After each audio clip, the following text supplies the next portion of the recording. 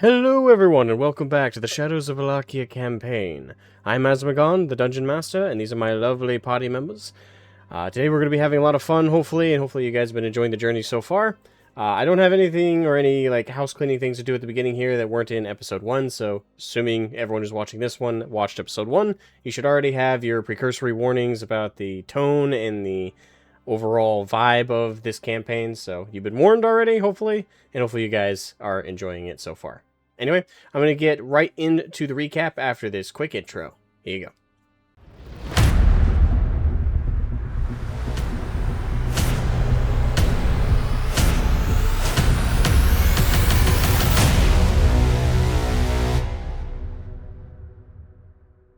Alright then. Now for the recap of last time.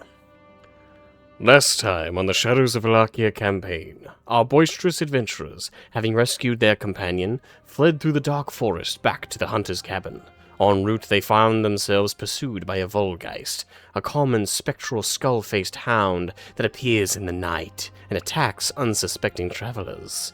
The party, rather than risk being attacked by a multitude of these creatures, faced off against the one and successfully felled it, though only in the nick of time. The party then fully reunited at the cabin and took to resting for the night, though a locked hatch door to a seeming cellar took their interest beforehand. After a series of events, the party killed a ghoul kept in the basement, and then investigated its dwelling. Said dwelling was a slaughterhouse. Bodies lined the walls, and bones layered the floor under several feet of ghastly water. Despite these conditions, a single survivor crawled out. A young woman the party learned was named Mary. She regaled the party with her experience in the cellar and the horror she witnessed and experienced after she and her family were placed there by guardsmen of Valakia, under claims of sedition and treason. The party patched her up the best that they could with their limited means, and immediately moved to transport the girl back to Bree Hollow, discreetly, so that she could receive proper medical care at the church. Upon arriving, several members of the party were drawn to a large crowd gathering around a tall oak tree where a makeshift hanging platform had been erected. This execution was for the guard Abrago, and his executioner was his former commander, Warren. He brutally gutted his former subordinate, ripped out his entrails, and then hung him. A gory and grim omen. Now, our vengeful party means to reunite at the cathedral and plan their next move. And that brings us to the top of the session. Alright. So, without too much ceremony, remind me real quick, who was in the group that saw the execution and who was not? Because I know Caboose didn't see it. Sorry, I should reference my characters. I know Barabbas wasn't in the group that saw the execution, but everyone else, I didn't write down who saw what. So, real quick, regale me, who was what? Yeah, I was in the crowd that witnessed it. Yeah, Okay. me too. Corinne. That's a Corinne. I was as well. Radu, Baluk. And I think Vlad? it was everybody I think Yes. it was everything except for Barb's and I think Adagio, I think. Adagio, because they're the ones that took. Yeah, I had Adagio assist Barb carrying Mary. Mm-mm. So I they're at guess the church currently. So yeah, that leaves Elusive. Split Elusive off before we got. Yeah, Elusive. Which group were you in? Were you in the group that went to the cathedral immediately with Mary, or did you break off with the others to view the execution? I think I was just with everybody else. Okay, that doesn't help me because there's two groups here. The bigger group. Okay. There was just the two other people, right? Went off to do their own thing. They went off to take Mary to the cathedral so she could get medical treatment. Yeah, I think I was with everybody else. Okay. So, yeah, I guess we'll start off then with Adagio and Barb, you guys heading to the church. Yes. How to say? Do we see any commotion on the way there, or is it like thin of crowd? Most of the populace that were out and about just doing things seem to have swarmed around the oak tree for that execution. So as you guys didn't even get distracted by that on your journey to the cathedral, The street's actually quite empty at the moment. Even vendors, kind of in the distraction of everything, left their wares to go see what's happening. Probably not wisely, but at the same time, it's not exactly a regular occurrence in Bree Hollow for someone to get strung up. So, generally, it's pretty empty.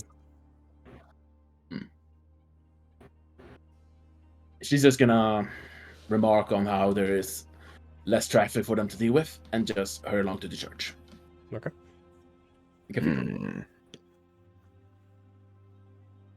Yep. Such a cheerful place, isn't it?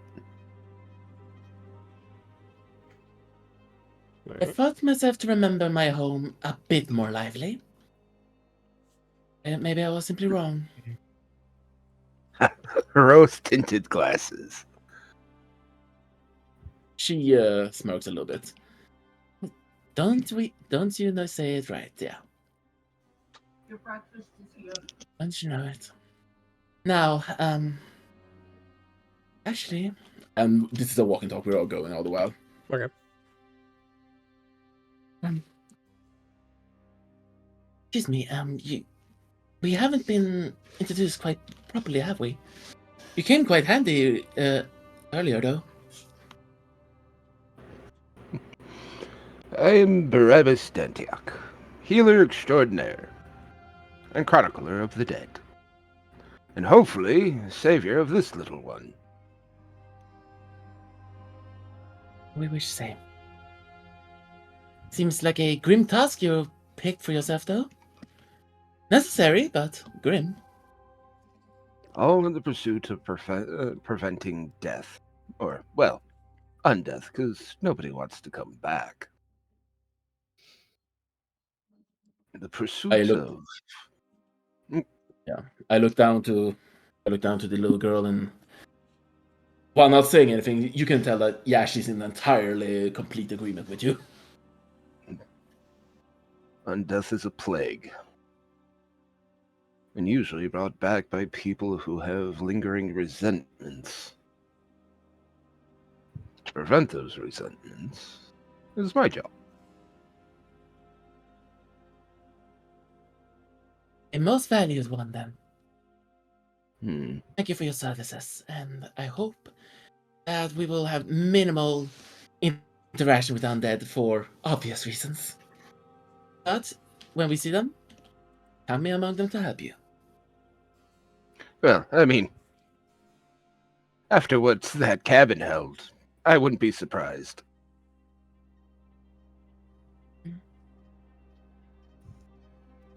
No. But it still matters to make implication, I believe. That indeed. Alright.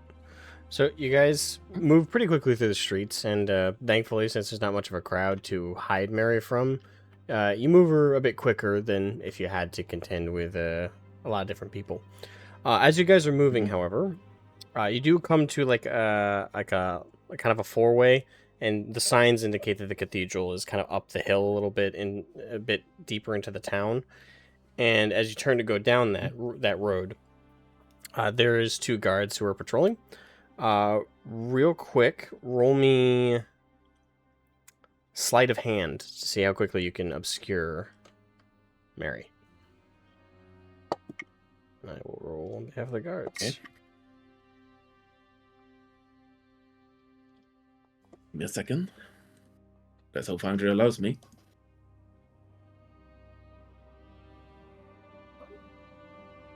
Alright, what did you say we were rolling? Sleight of hand. Sleight of hand?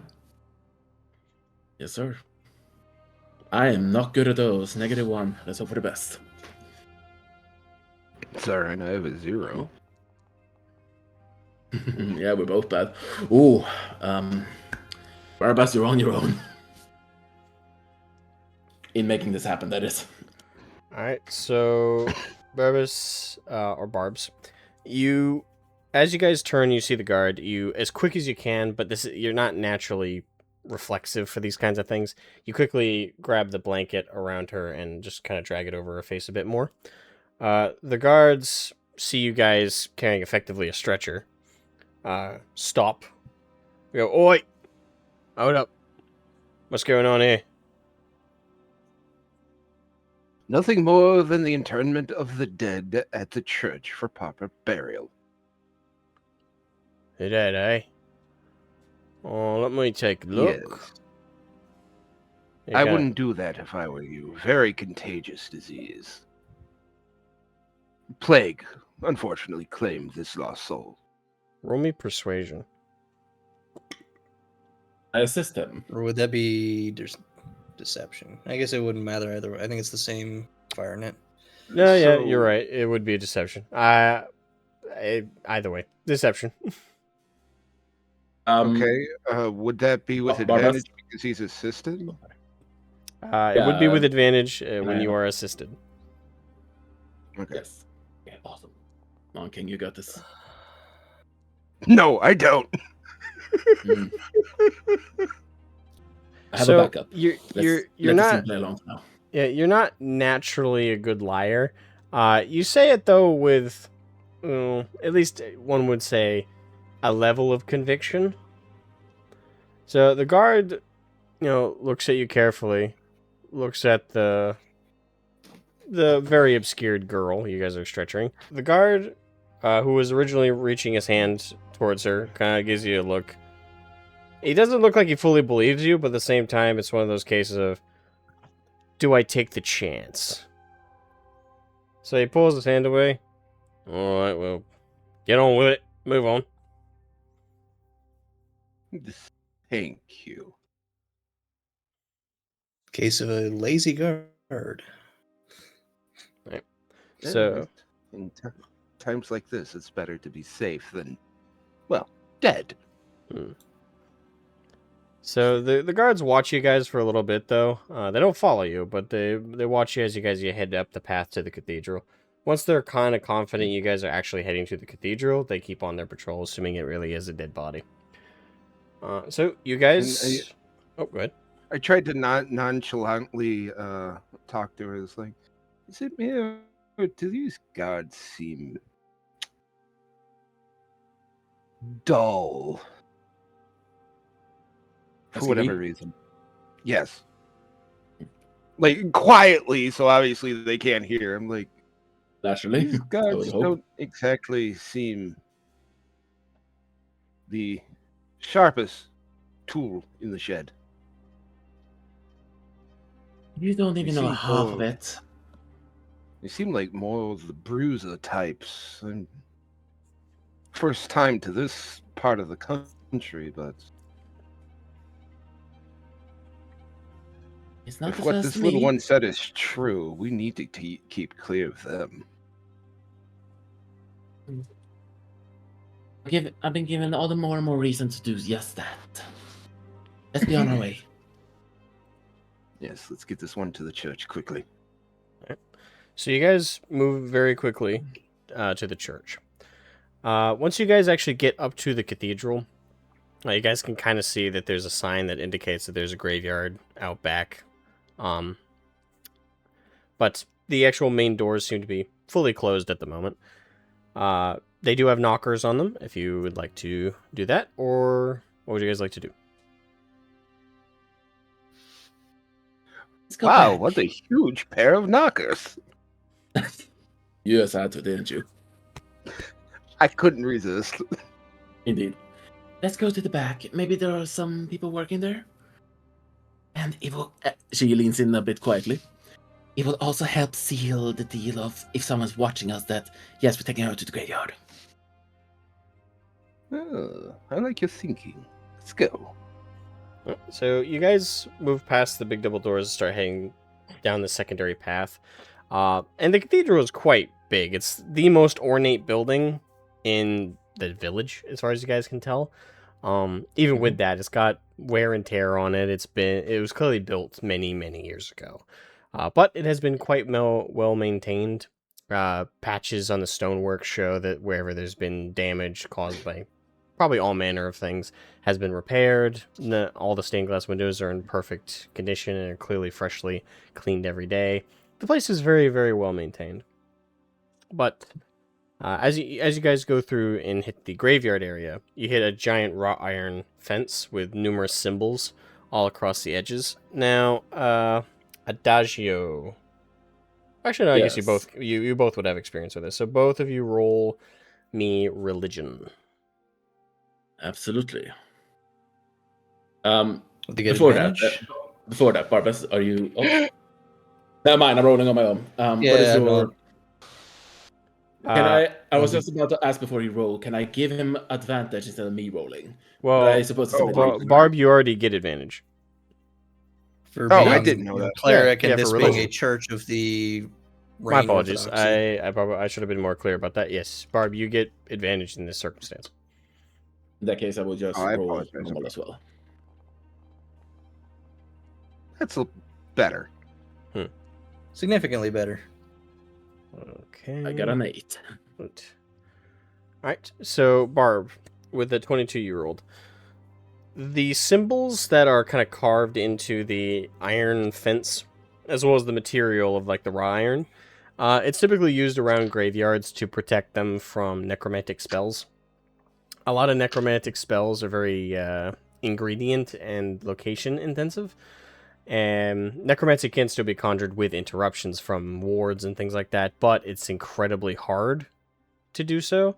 And with these symbols and with these markings, as well as the material itself of the fence, it's designed to make it so if someone were to try and sneak into the graveyard and try and raise a dead person, it would be either incredibly hard, or if they're an amateur, impossible.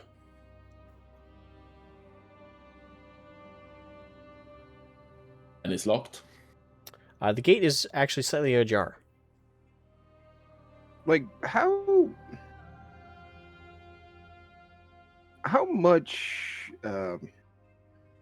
what level of sorcery would this be? Would this be, like, odd for this area? Like, this level of engraving on the fence? For Valakia, this is a little bit more than usual, but it isn't cartoonishly more than usual. Not out of the realm of possibility, basically. No, this is within the realm of possibility. There could be some local reasons or local past history that might be the cause of a little extra caution. Okay, that makes sense.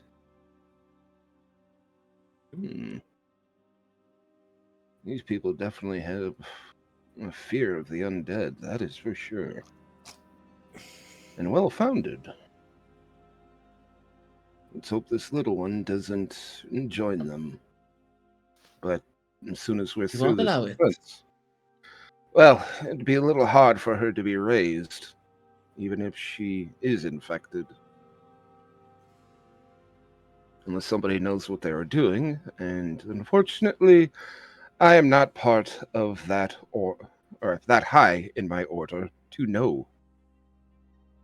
I am a healer, and like I said, I chronicle, but there are members of our order that can actually return the dead after helping the soul move on, of course.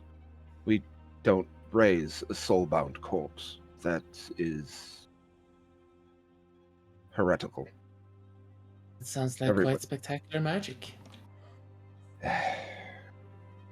It is. Everybody deserves to rest, and preferably in the soil of their birth. But not everyone can. That is why I chronicle them before they pass on. So it serves as a bit of a, how do you say, quick sort of burial or something? Well, it's more. All the while we're continuing walking while doing the conversation. Sorry. Yeah. You enter just to give you guys a scenery for this conversation. Mm-hmm. After you guys pass through the open ajar gate to the graveyard is massive. Like it trails all the way around the hill that the cathedral's actually on, and kind of goes down in a slope. All the while, the raw iron fence is all the way around it. It's got to be easily like 300, 400 yards worth of just straight graves all the way down. So it's probably one of the biggest like zones within the village is this graveyard. Can I ask if they're neat and well maintained? Very. The grass is very well trimmed. Each of the graves that are marble or of like a higher stone quality have been clearly polished on the regular. The place seems very well, forgive the term, religiously maintained. But You can tell when places respect the dead. I have been places where they don't. That is where people should never tarry. Oh, I'm sorry.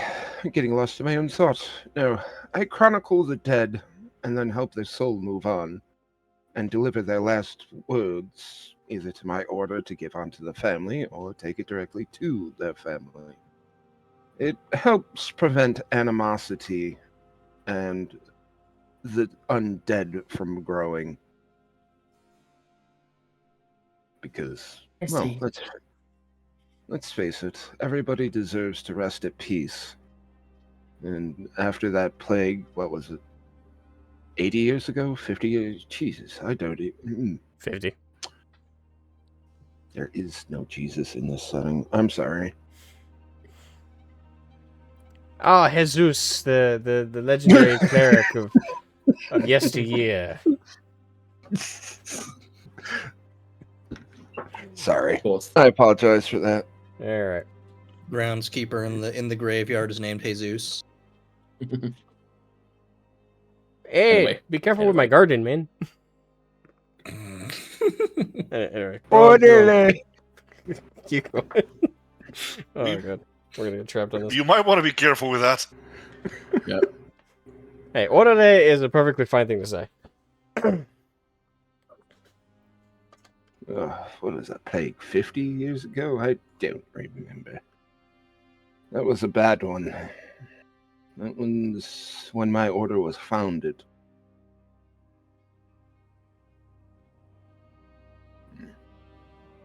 This little one needs surgery, so... I'm sorry, go ahead.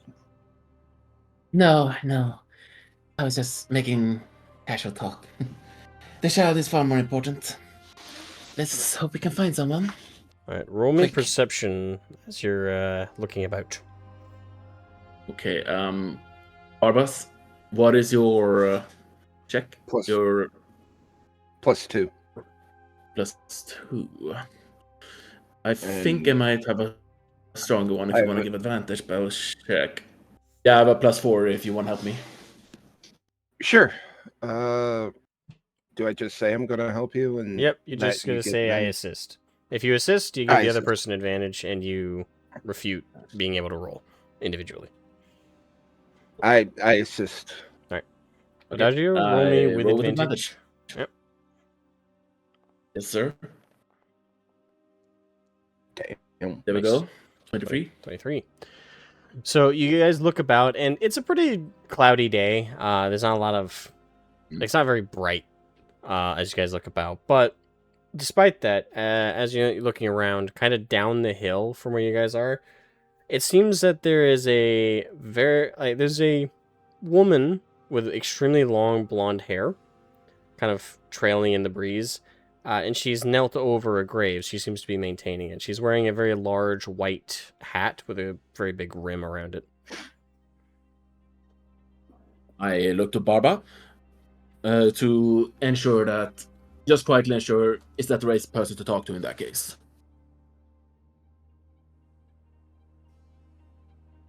Would I notice her as a religious member of, like a member of this church, like a clergy member?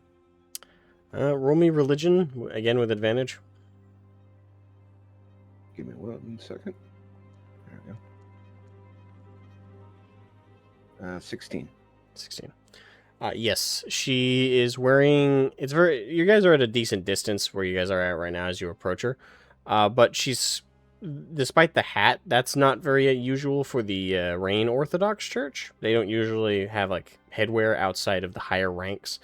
But she's wearing the proper garments for the robes of the nunnery. of the Orthodox Church.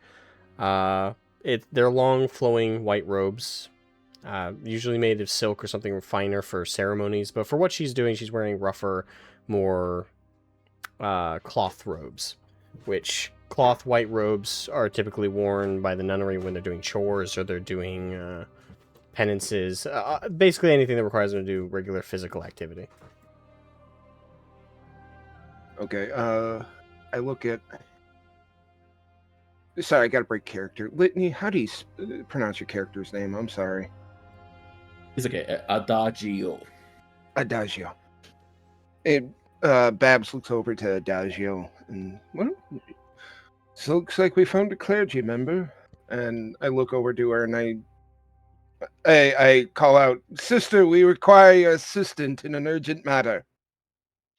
As forcefully as I can, while still maintaining decorum in a cemetery. Right. So the woman who was tending to the grave, she had a couple of shears and she was trimming the grass around it, and she perks her head up and looks over. And when she looks over and you can see like her actual face from around the hat, you can see that she has very long pointed ears. She is an elf. And both of her eyes are kind of silvery and glazed, so it does appear she is partially, if not fully, blind.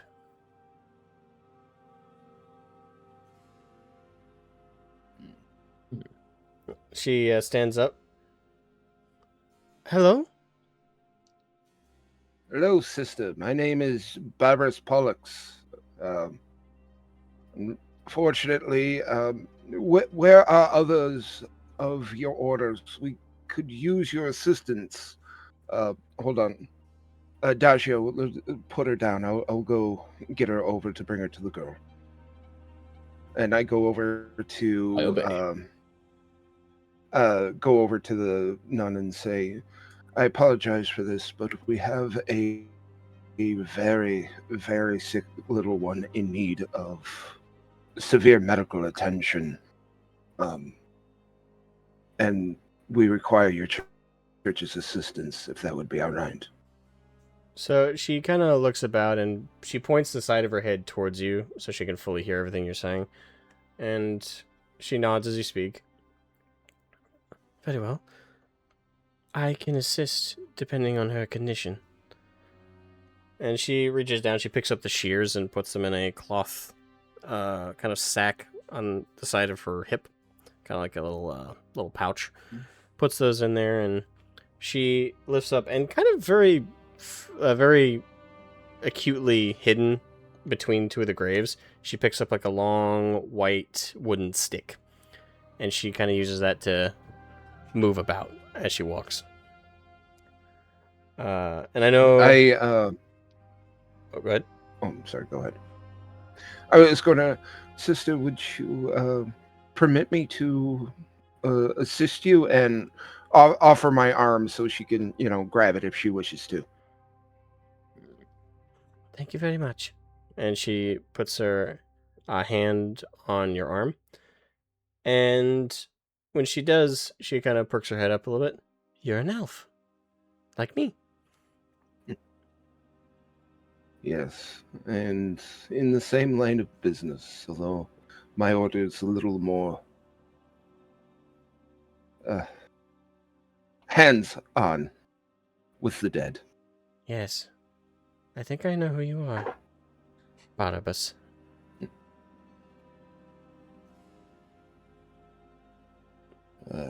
Sees my name precedes me.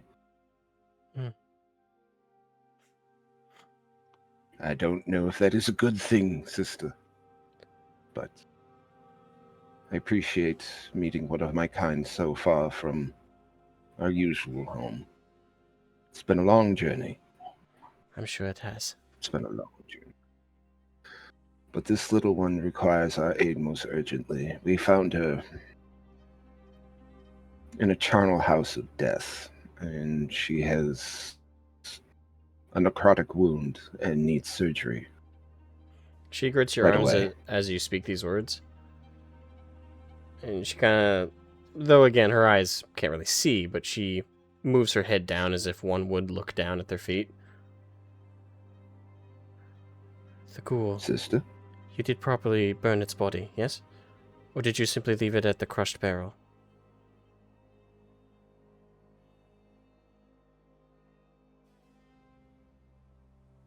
The ghoul? It was... A ghoul was found underneath where we were. Yes, I am aware. Wait, how do you know we crushed it with a barrel? Never you mind. And she just grips her. She grips your arm a bit tighter. It seems like she's trying to listen. No. I will don't look at believe- Barbas with hesitation. I don't think we burned the body, no. No, I don't see that you did. What great... What have we done? Is it... Have we condemned this little one? He says with increased worry for the little one. No, I don't think so. And she allows you to fully guide her to her. And she kneels down and puts her hand directly over her, but doesn't touch her quite yet. Mary is kind of half conscious at this point. Porridge you gave her, that was wise. It was light enough. It shouldn't overwhelm her stomach. It was the only thing we can think of to give her at that time. How much rain's foil did you acquire, Adagio? And she kind of moves her ear towards you, Adagio, even though you haven't spoken to her directly. And I don't think Barbas actually said my name, has he, in her presence? No, he hasn't. No. I will quite extremely cautiously look at Barbas and be like, are we sure about this? Without saying anything. He's just in the look.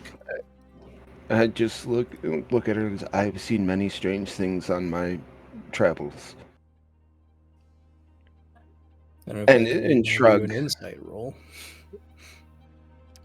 I would say it's about this time that the rest of the party is en route to the cathedral.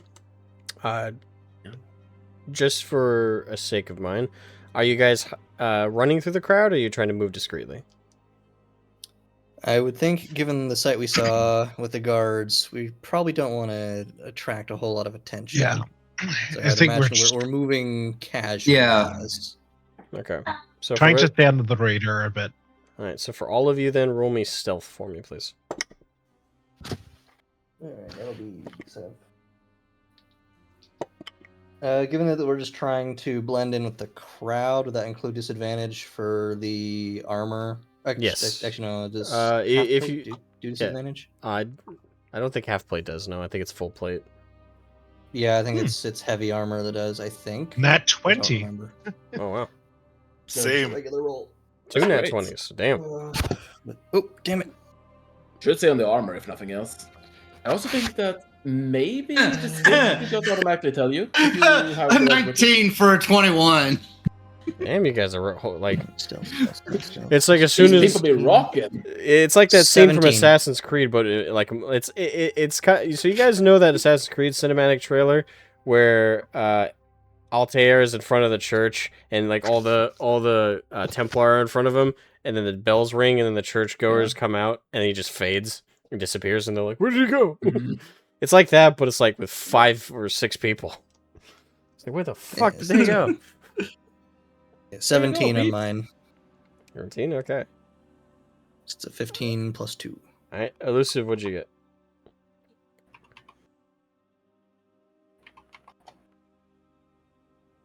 Oh, no. A nat 1.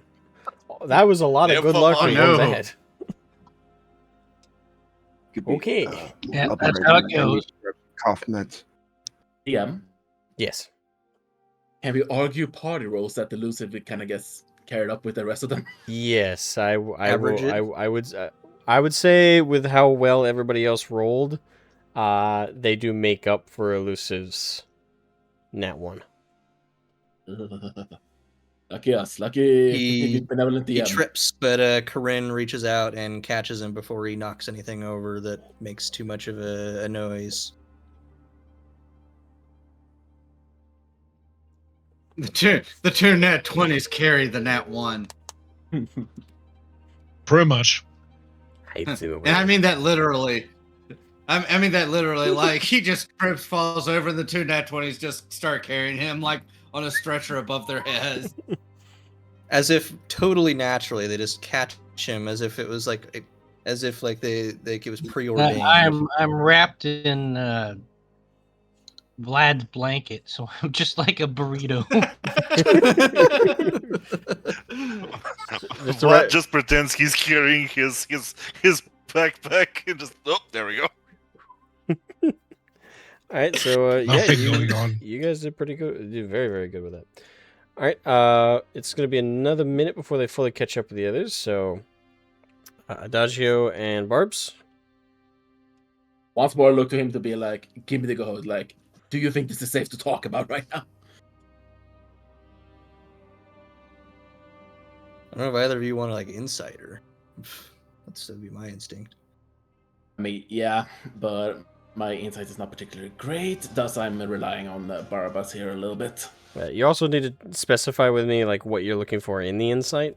Are you looking for a facial expression or?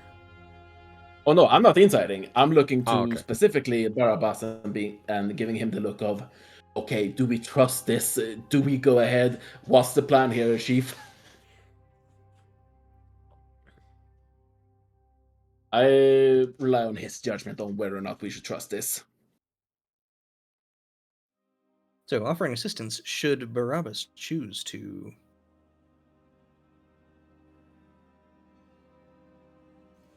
Caboose. Right there?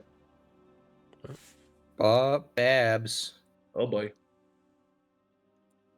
Is the mic on? I think the first person is God. Oh boy. Come on. He might be maybe turned his mic off because he's hacking up along. Yeah, you give him a Could In be. that case, yeah. In that case, I'm gonna go off my best instincts and just gonna answer since I don't want to keep this party. Adagio is going to just. She wanted to know how much of the herbs I collected, right? Mhm. Yes. Oh wait.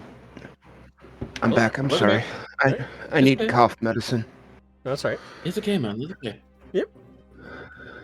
So, it was just- back to yeah, it. there's Do you give me the motion that we should trust, or I should hold back? Could I do an insight check? Yes. What are you looking for with the inside check? Just do I get any hint of malice from her? Okay. Yeah. Roll me insight. Okay. with advantage because I think Adagio is assisting. I will if I'm allowed to.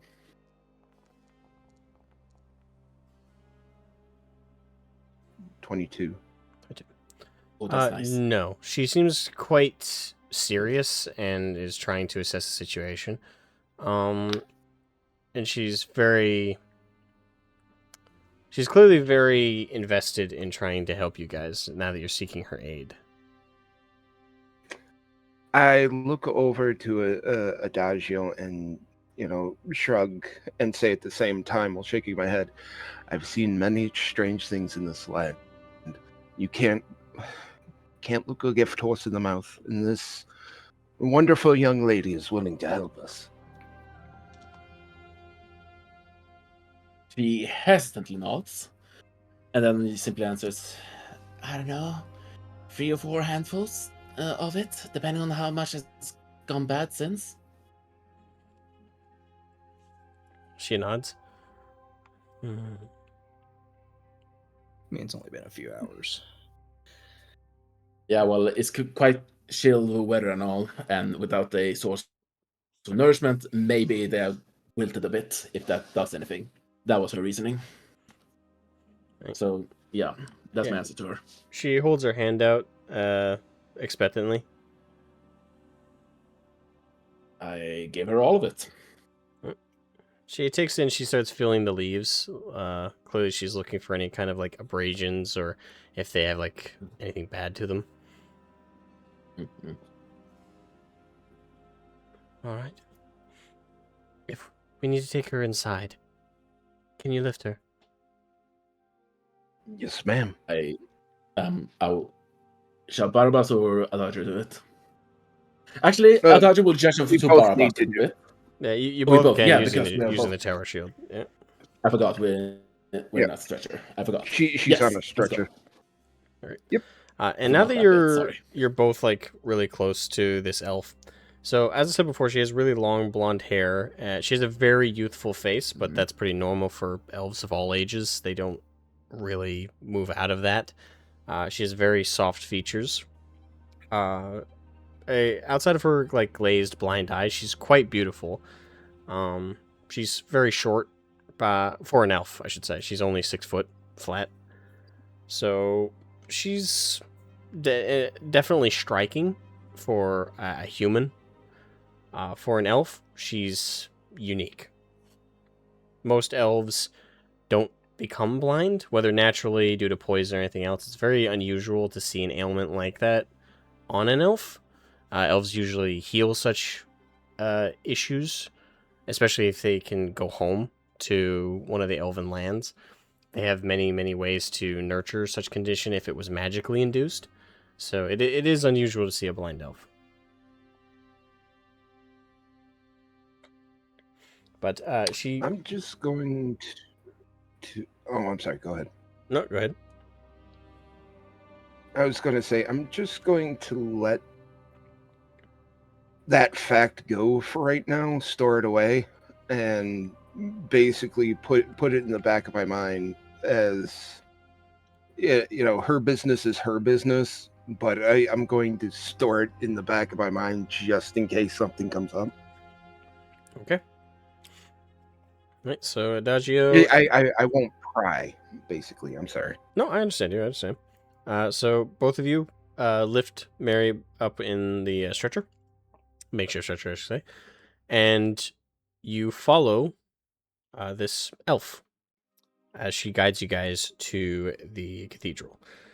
You take note that as she moves, she seems to she isn't using the stick that she picked up as a clicker to check like where things are and debris and stuff.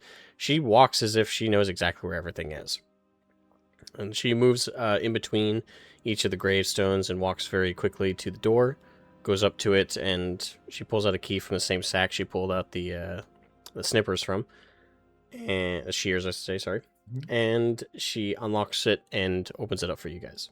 It's a pretty big door, too.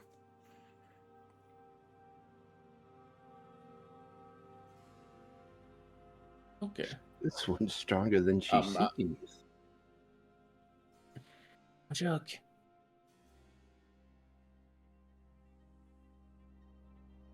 What was that, Adagio? I heard a joke.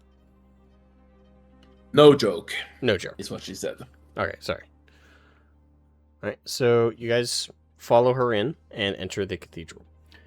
She closes the door behind you guys and she latches it. And she brings you guys to a big, kind of like stone room with lots of tables and stuff, clearly meant for dressing up bodies and stuff for their funerals. But she brings you to one slab that's very clean and very, well, very ready for its next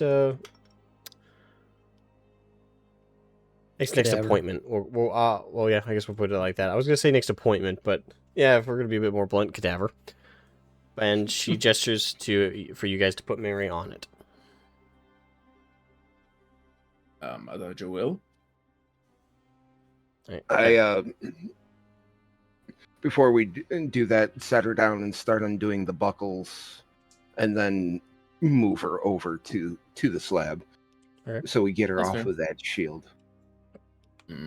Alright, so this next part, I am going to avoid certain descriptions just for sensibility reasons, but I will do my best to still describe it in the manner that is respectful to at least the context of what's going on. Very quickly, this elven nun removes Mary's clothes and starts inspecting her. She then gestures for you, Barb, to acquire some materials at a table over. Over on a small table, there's...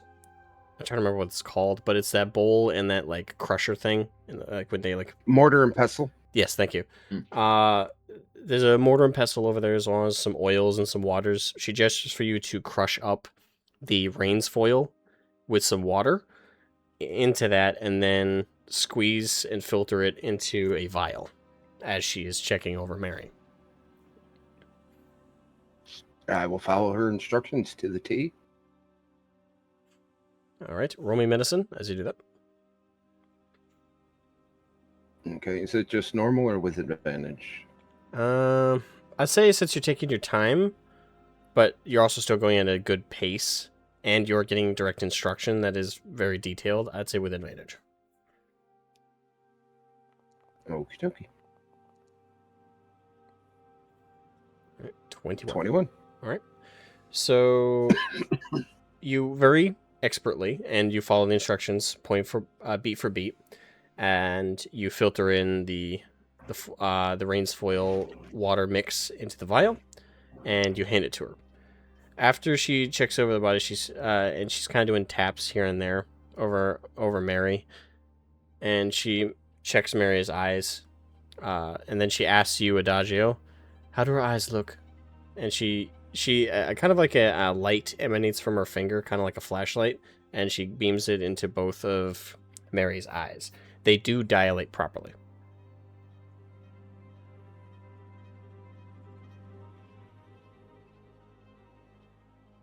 I see. Right. And she's asked you to describe that to her, like how her eyes respond to the light.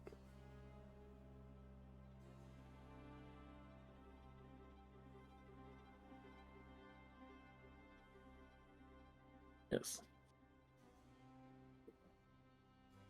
Okay, I assume you do so. Or I do. I thought I said it before, but I assume you didn't hear me then. I did not hear you, no. I inform everything I see. Okay. Not just that. Alright. She lowers Mary's head, and she takes the vial, and she puts both hands around it. She takes a deep breath.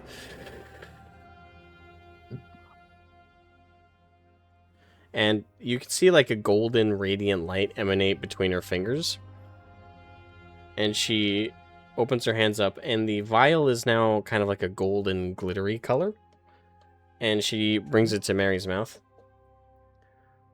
Right, if there's any lingering curse from the ghoul, we'll need to hold her down. I thought you were prepared to hold her down just in case, so it's not a complete jerk up and then immediately push her down again.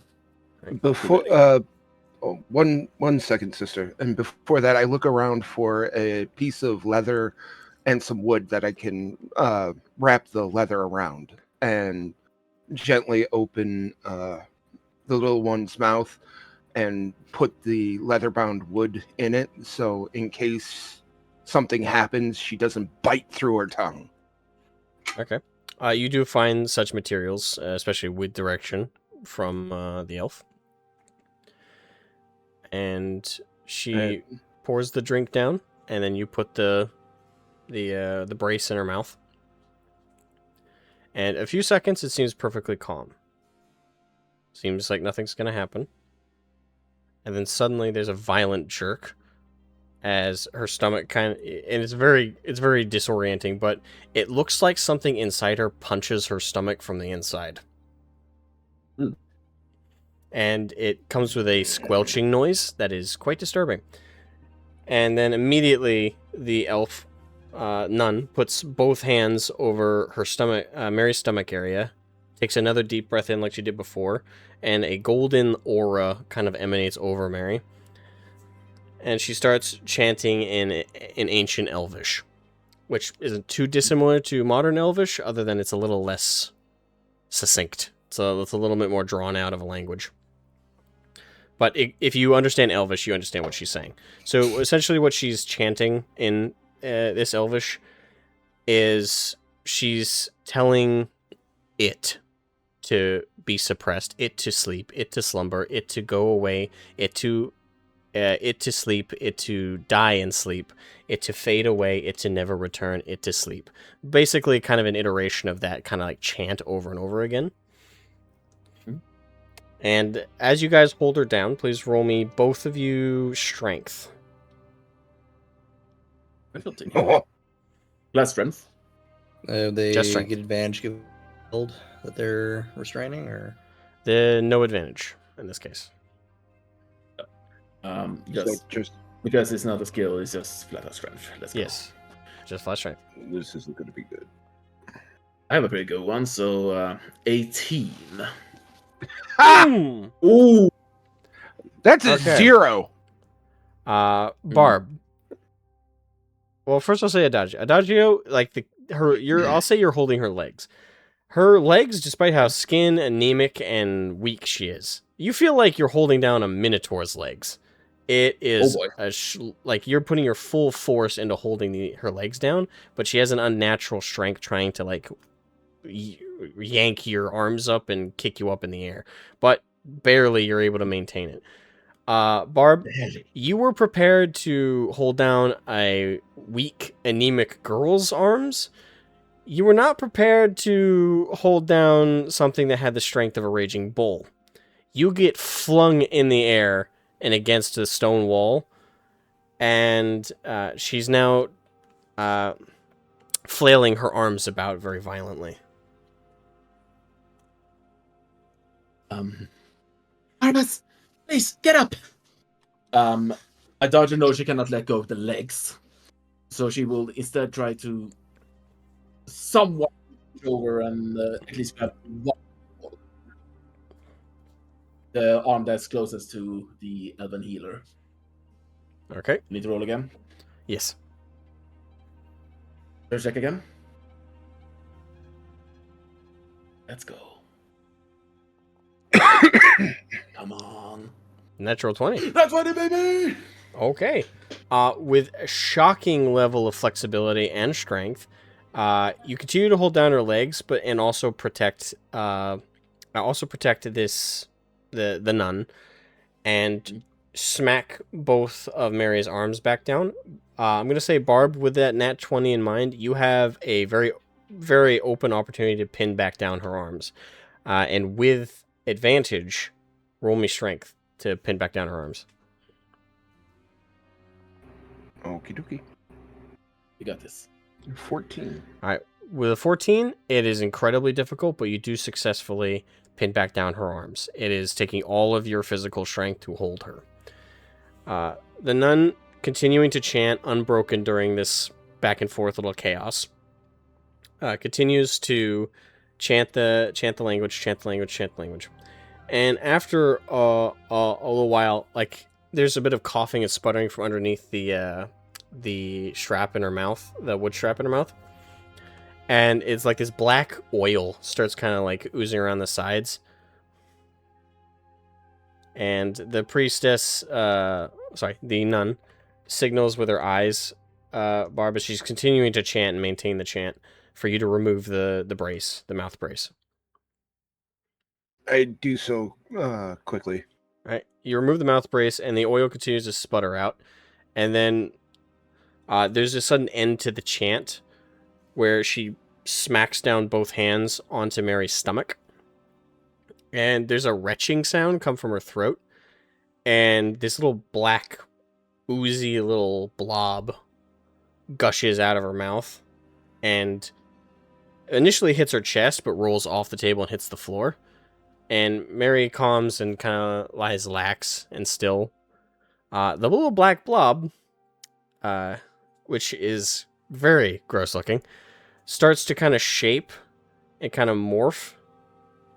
And it starts to look like it's expanding in size and starting to grow 4 distinct limbs, 2 legs, 2 arms. And the nun runs over and immediately conjures kind of like a golden flame in her hand and casts it at this mass and it goes ablaze immediately. And you hear this screeching, horrific noise, kind of like a banshee howl. And I will say that's when the rest of the party is walking up to the steps. You guys hear that noise coming from inside. Can we tell that it's coming from around the back? Or would that require perception? That would require a perception roll to specify where. I will say without perception roll, you passively can hear it for sure coming from within the cathedral. What's my modifier? That's 14 plus 4, 18. 18.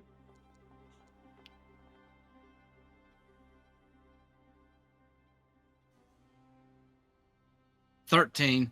13.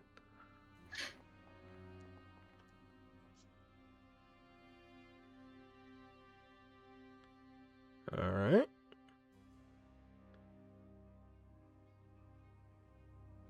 Did elusive roll and I missed it? 9. No, I don't see his roll. Nope. Elusive, did you roll? Right, so you got to roll. It's what, passive perception? No, it's active perception. Perception.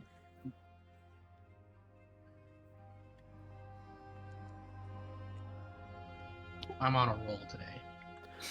Don't worry. Look at it this way. You're shaking off the bad rolls at the start. That way you get your epic rolls at the end. I mean, you saw the...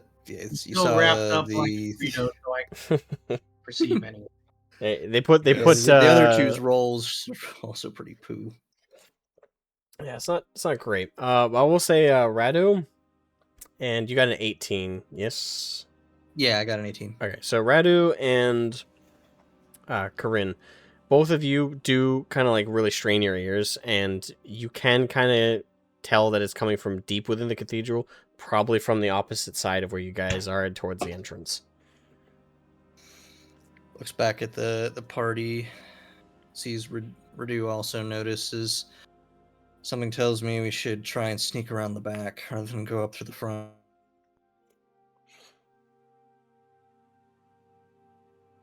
We need to rush as fast as we can. I'm gonna we hear a cast screeching Mage Armor on noise. myself, and I figured would it pretty wouldn't much go into a be a jog. good- Yeah, which wouldn't be like a particularly good look. You know, bursting through the front doors and running through like a bunch of crazy people. So just sort of takes the lead and starts running around towards the back, towards where the sound came from. Okay. All right, so you guys run around out back, and you do see you see the big graveyard and all that, but you can tell just at a glance the graveyard's empty. You do look around, and you see the back door. The back door is closed, and when you attempt to open it, it's latched. So do you attempt to break it in, or do you attempt to knock? What do you attempt to do?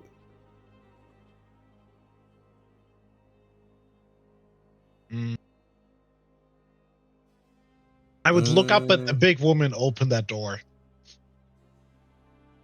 I will attempt to, if it's like latched, so I'll attempt to open it to see if it's locked. It is locked. Right. Don't want to cause trouble at the church, so I will attempt to knock, and not super loud, but loud enough that anybody inside can hear, like directly inside through the door can hear her saying, "We heard a screech. Do you need assistance?" All right, So so that through I will say you guys are close enough to that door still that you should be able to hear that without a perception roll. The nun seems focused on this, again, forgive the term, keeping an eye on the now scorched and burning mass of this black ooze.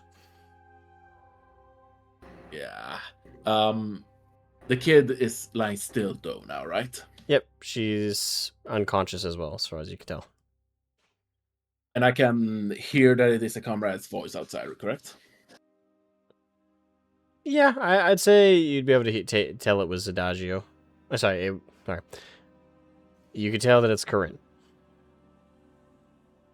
I'll look to Barabbas and tell him, open the door for our friends. She's still, I'll keep this thing off. And I motion to stand between myself and the creature. And her. All right. Barb.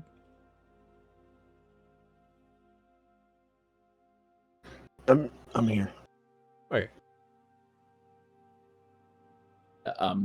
Adagio suggested that you go open the door while Adagio puts herself as a meat shield between the creature and the little girl.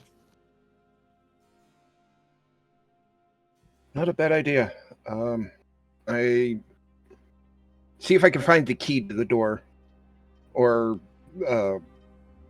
if the door can be unlocked from this side. Or is it one of Uh, those ones where it's like a little crossbar? Yeah, it Yeah, has a wait. has a latch on the inside as well as a kind of like a flick lock. Where like Okay. yeah, the key's for the outside, the key's not for the inside. So it's like you turn it up and then you pull the bar out, or you turn it down and you put the bar in, kind of thing. I unlock the door and let them in because I recognize the paladin's voice. Right. So you guys see that the door opens, and standing in there is Barb, who looks like he got thrown. It tumbled. Is everything all right? We heard the And an screams. interesting couple of minutes. Never doubt the power of undeath and curses, apparently. But other than that, right as rain. The little one seems to be resting now that whatever was in there is gone. So Should you're all nod. right? Yep. Not we entirely gone. yeah, we would enter in through the door in the room, so we're not standing out in the graveyard. All right, you all funnel into the room. I relocked the door. All right, so the nun. So the nun, after a few moments of like watching the mass kind of burn up, eventually the golden flames kind of dissipate, and what's left there is a tiny, what looks like a baby's skull. And the black ooze is completely burnt away. It's just a skull now. And the nun reaches down and picks it up and carefully wraps it in a white cloth. Upon seeing this, there's just a righteous indignation in Barabbas's eyes of pure hatred to find out what happened to this little one. So the nun, the elven nun, after she finishes wrapping the skull and carefully placing it on like a little side platform, she kind of wraps her hands and interlocks them, and she gives a silent prayer for a moment, and then she kind of clicks her way over to you, Barb, and puts her hand on your shoulder.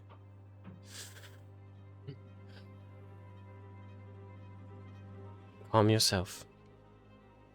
That skull was not this girl's child. She was not with one.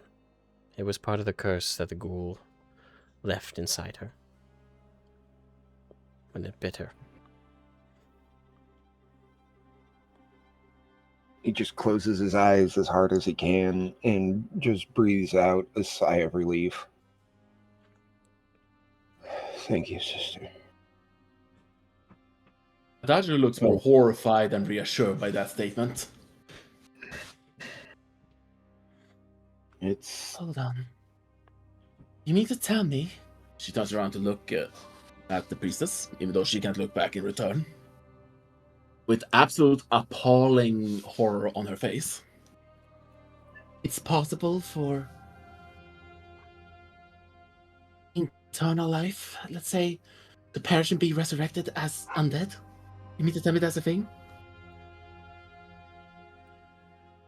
I know that's not what happened here, but is that possible?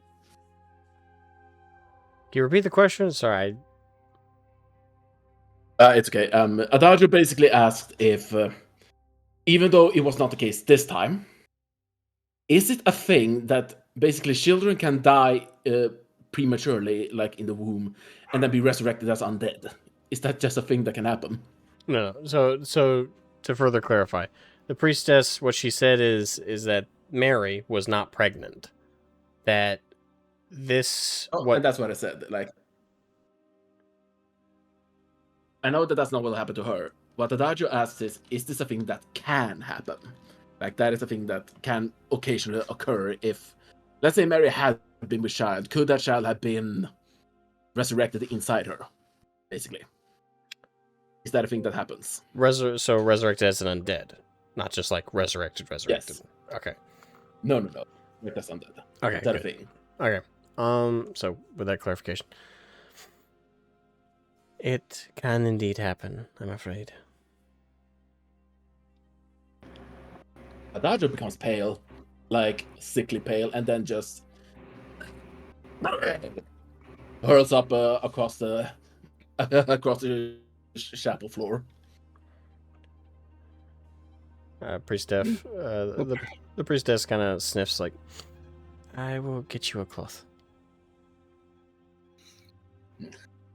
Appropriate response to finding something so horrifying.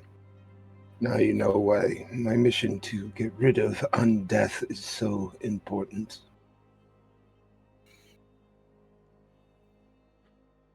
Particularly the variant that curses the soul. The spawn of what was the name of Zerez's son? It was that Let me put it up. resources. I know you put it up just barely. Lael or Lyle. Is it Lyle or Lael? It's Lael. Lael. Spawn of Lael. She says almost like spitting. He was like I look the over- most hated like other entity to the White Maiden and those that serve her. But with that, she'll walk up to Mary, the little girl, and just glance over at the priest. Anything else that we need to do for her? Her leg, last we looked like it was showing signs of early infection. I have treated the infection already. And she goes over. Unfortunately, her leg must have been bitten off some time ago. I cannot regenerate it.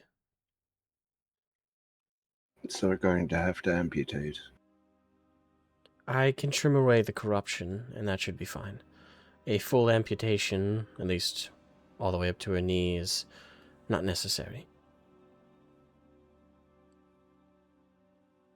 Thank you, sisters, so very much. That's nice. So you guys hear some scuttling footsteps approach real quick from across the stone, and a good like 6 people enter. 2 of them are definitely priests with their garb. 2 male priests, both human. One is definitely way older than the other, probably in his mid-70s. The other one seems to be in his mid-30s or really mid-30s, early 40s. And the rest behind them are traditional nuns that you guys have encountered probably throughout your life.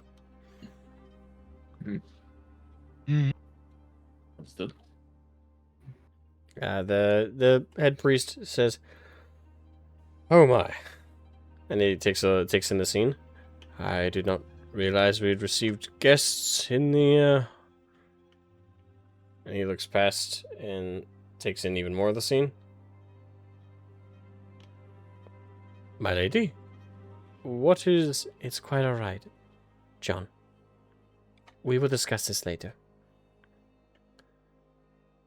And she kind of raises 2 hands up. Marcel? Mira? 2 of the nuns kind of step forward. Yes, my lady? Would you be kind enough to clean up the... She kind of gestures to Adagio and where you vomited. Remnants of one's distress. They both nod and quickly, one leaves the room and returns with a bucket, while the other one gets a cleaning cloth. Apologies for the inconvenience. It's quite alright. I whisper over to, step up side to help Adagio up and whisper, like, I think we found somebody much higher in the church than either you or I know.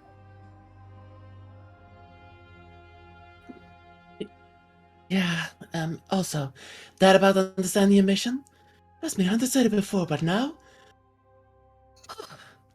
She still looks sicky, just reminiscing. I would have happily pledged my family's heritage to your cause. Knowing that this is the kind of shit that can happen. Well, unfortunately, our mission's not done. We still need to go back to burn that body. Oh, yeah. I look over towards the paladin and ask out loud, before we left, did we burn that corpse? You're gonna have to narrow it down. There were many corpses, and we only had The time ghoul. to. The ghoul. Last we saw, we it was still burn the crushed ghoul? beneath the barrel. I don't think we did anything. We opted for to not touch it out of caution.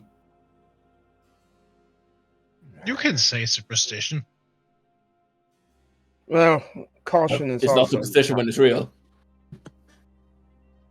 We're probably going to have to go back there to burn that body, or I could try to send a message to my order to have the area purified. That might be the better option. It's more work than because there are many bodies there that need to be laid to rest, and that's more work than simply us who, well, let's just say we have other duties at present. And it's pretty clear that if they are left too long, that other things will spawn. For the dead do not stay dead. And that is a problem. Out of curiosity, I know that they're a little distracted by other things going on, but what's their reaction to a member of Corinne's order? I'm assuming that the Order of the White Manes would be known, and what their thoughts or opinion. What their thoughts and opinions on the order being somewhat bit more loose in terms of orthodox belief and less centralized, as it were. I'd assume that their opinions would be mixed somewhat. As you said, they are distracted given the circumstance. Really the only one who's really taking you in is one of the two priests. And he doesn't look disapproving or anything. He just looks like, oh, one of those.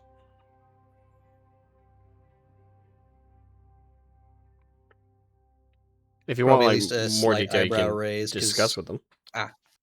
Yeah, I'll do that probably later. Okay. So, right now they're cleaning stuff up and we're dealing with that. Just out of curiosity, if there was any like eyebrow raises from my order with theirs.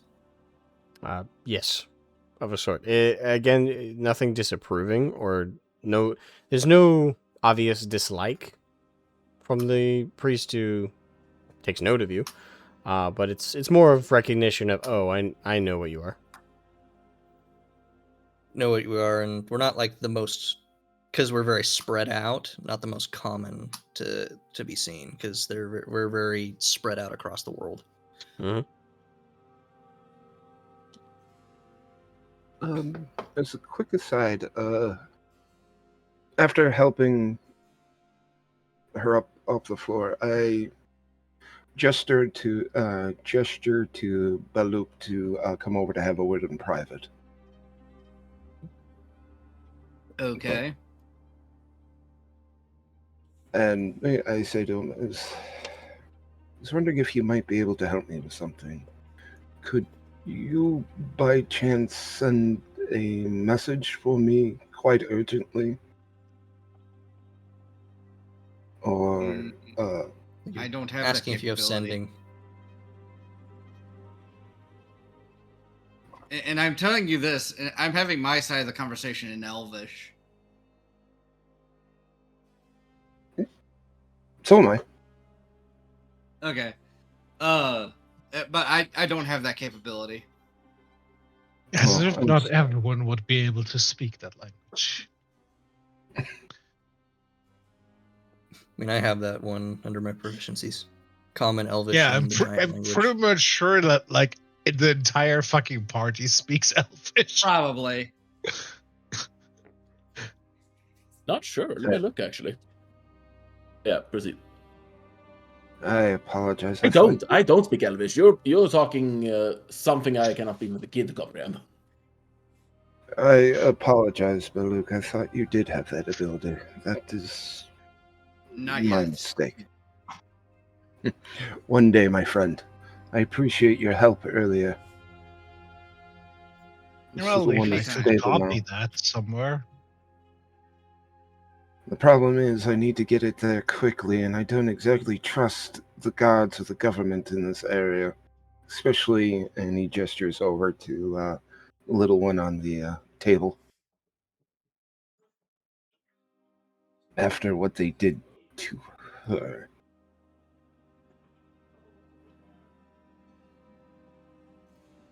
Anybody happen to have a way to get a message out of the city discreetly and quickly? Yeah. Yes. I have an idea as to someone who might. If anyone else has ideas as well, feel free to tell me. But I asked that question in common. Sorry. I switched you to did common ask to ask common. that question. I should have said that. I addressed I the party figured. in common to ask that. I'm sorry. I assumed you did, so that's why I answered. My bad. But yeah, so where was I? Yeah. By my contact person in my backstory, my associate, are they far away from here, still away, or might they be relatively nearby? If they are relatively nearby, I can maybe ask them to deliver a message. They're pretty good at that. They are in country. Fair enough. Fair enough statement. I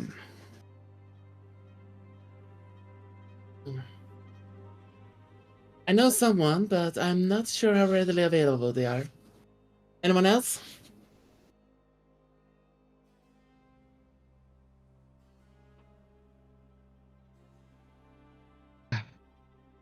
I sadly do not have the capabilities to do anything like that. And I will need to copy a spell of that magnitude. Ooh. But I would not have someone on hand that can teach me. It was more to get a physical letter out than spell, but I appreciate the way you're thinking. Yeah. Yes. Again, for asking. I think we may or may not have forgotten to converse about this before. Is there a way for me and my associate to keep contact, like whether that is just picking a dove and say a command word or something, and they find each other or something like that, or are we just running blind all over the place? There is a way for you to keep contact. We didn't discuss this, so I figured you had a plan, but I did have one if you didn't, so I assume you don't. Okay. I had an idea regarding either a carrier pigeon or bat that is always close to one or the other, or well, that was the least magical option. The other one is like a little stone ascending or something like that. Okay. What is your idea? My idea was not too different from a stone idea of yours. You have a totem item. It's not really a sending message thing, and more of it's a signal, hey, I want to meet. Okay. Does it kind of give the pinging position, quote unquote, ping position as well then? It gives your location, yes. All you have to do is light it on fire. I have a contact that can help us, said. Let's hope that they're nearby enough. Do you have a... Do I need to be on the open spaces for that? Like no roof? No, doesn't matter if you're inside or outside. It just matters that you lay it on fire. And that there's nothing blocking magic.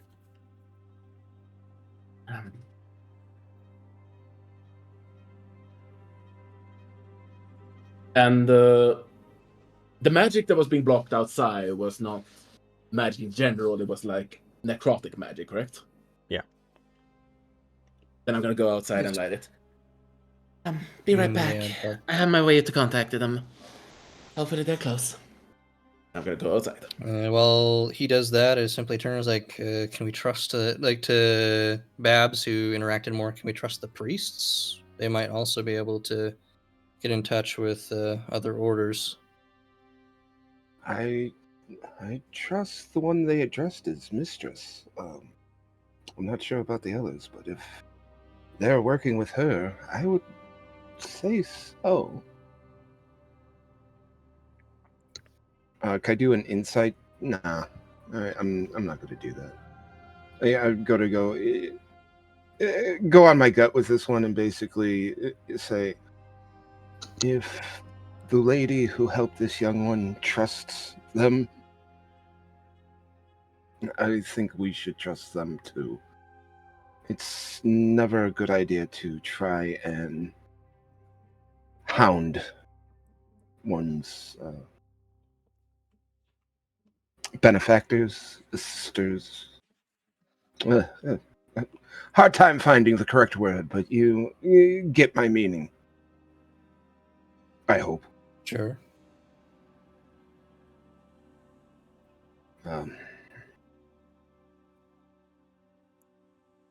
I need to contact my order, and it might not be a bad idea for you to contact yours. My order is a bit trickier. They're a bit of... What's the term? Wanderers. The order, our paladins don't really stay in one place. We have a fortress monastery. I think there is one in this country somewhere. While you guys were talking, just wanna, that way the rest of the scene isn't like left in freeze mode. The nuns did clean up Adagio's vomit, and the older of the two priests stayed in the room. The younger of the two, along with one of the nuns, left, and the two nuns that cleaned everything up left, and then came back with a blanket and some robes that they've wrapped Mary in. So all that's kind of happening while you guys are going back and forth through your conversation.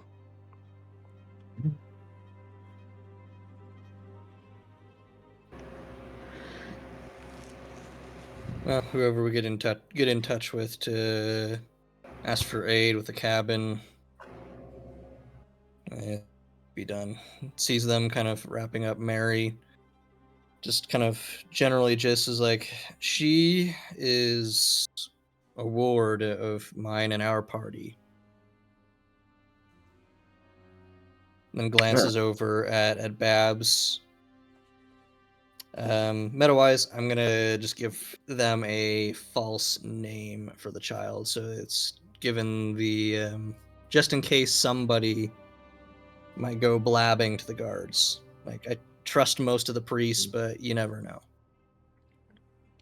I touch her on the arm and it's like, with that one, it's not going to work.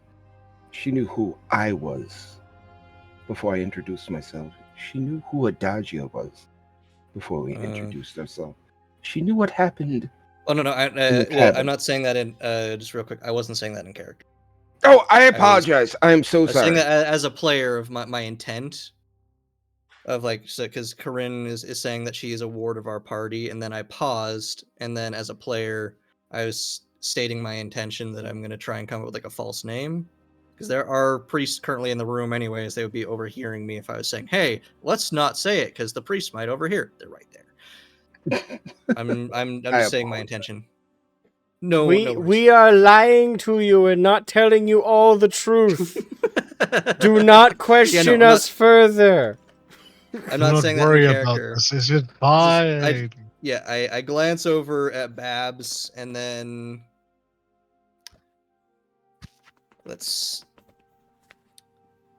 I'm just trying to come up with a random name off the top of my head. Barbara. It's too close to you. Katie. Right, I'm just gonna like, this is Leah. She is a ward of ours. I look over towards the old elf, older elf, and see if she understands what we're trying to do. She raises an eyebrow, but she doesn't say anything.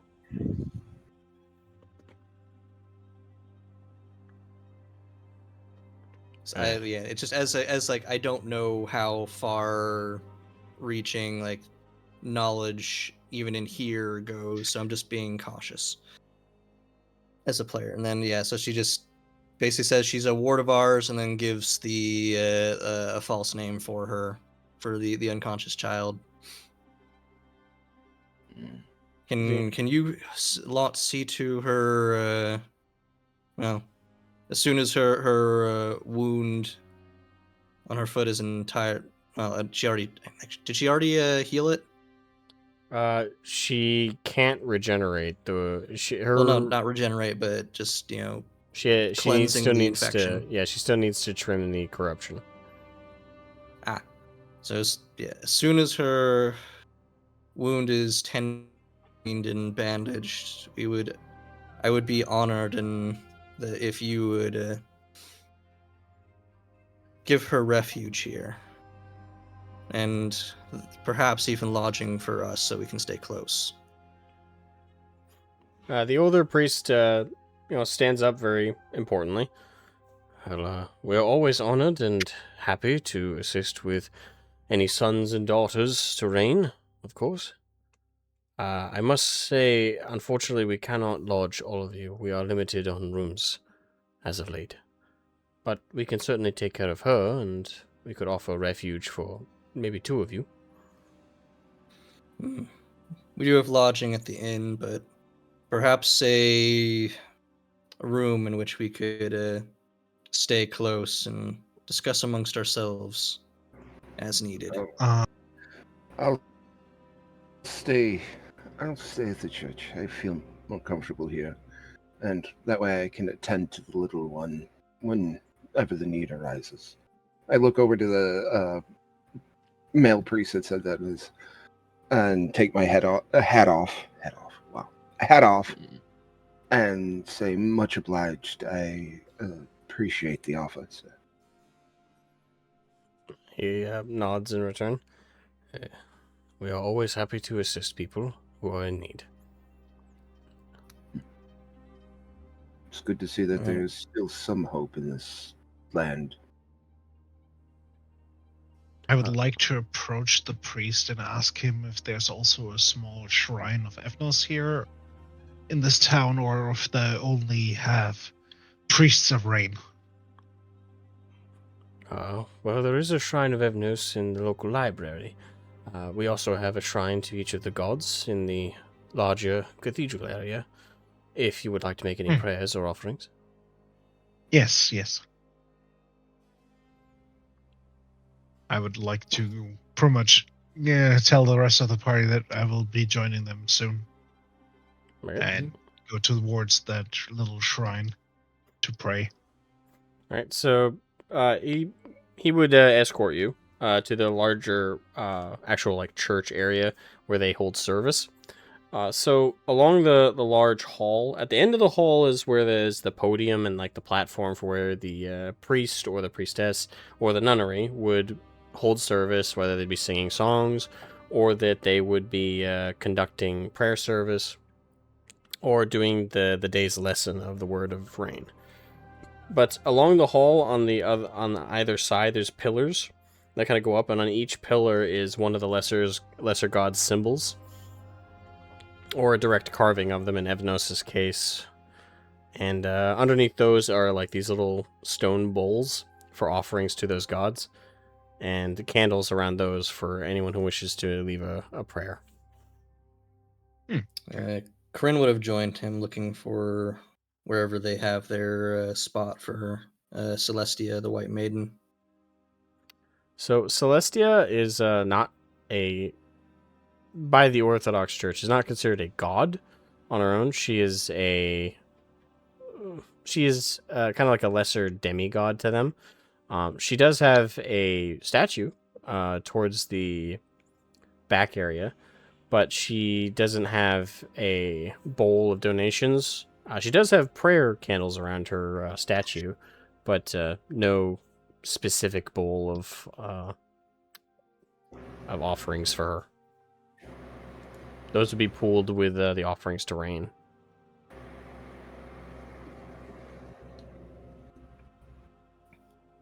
She would offer her just offering brief prayer, and particularly for the guidance of the souls of those in the cabin, like in the underneath the cabin that we discovered.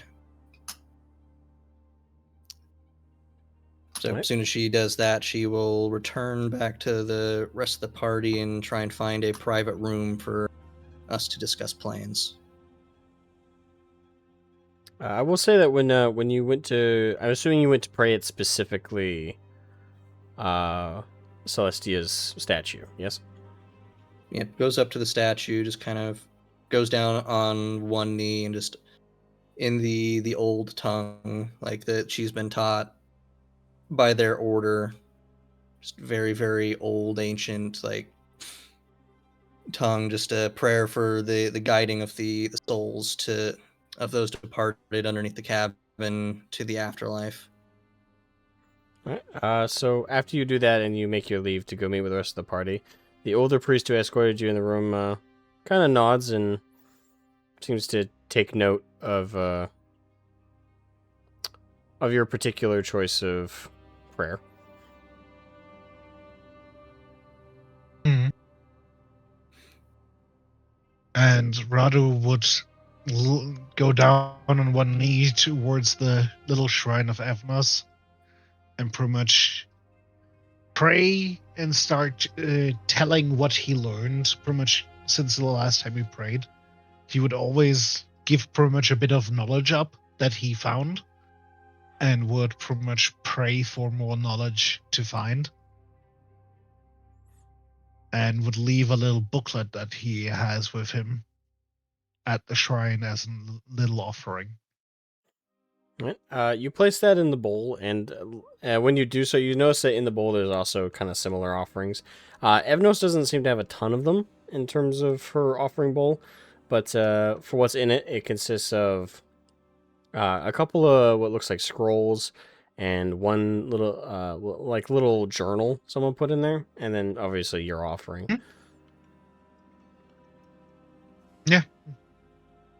All right, so you leave your prayer and you take your leave, and you all reunite in the back room. Adagio, I assume you have lit the totem. Yes. Okay. So you light it, and there's no initial response. So you might need to give it a little time, but it did light and it did burn. So you're fairly certain that your compatriot is likely en route. Does that consume? By the way, I need to ask: does that consume the totem, or is it like, yeah, it's used to burning? It's used to burning. It doesn't destroy it. Got it. Right. In that case, yeah, let's proceed. She Yep, has lit the totem. just- She puts it out and she goes in. Okay. And then we just asks after a room where we can all meet in private. Right, the old priest follows you guys back into the chamber, and the blonde priestess elf comes. Actually, Corinne, when you re-enter the room, kind of unceremoniously, the priestess grabs a hold of your hand and just kind of holds it for a moment. She Corinne just allows this, is momentarily confused, but And she holds it responds by grasping hand in return. A few seconds go by, and she kind of lowers her head for a few moments. And she lets go. Father John, is it alright if you go back to communion? I can wait here with our guests. My lady, yes, I can, yes. If you need me, I'll be in the main hall. Thank you.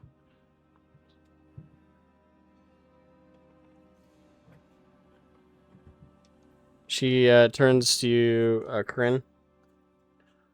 Your master taught you well. Do you know her? No. Not much more than you do.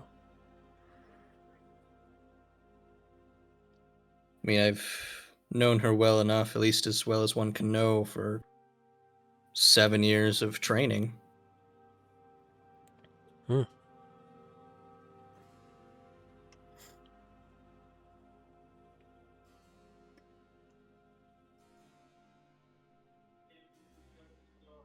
She just continues to kind of look, trying to see, because she said she didn't know her personally. It's like, and yet you know of her by reputation? I know of her because you know of her.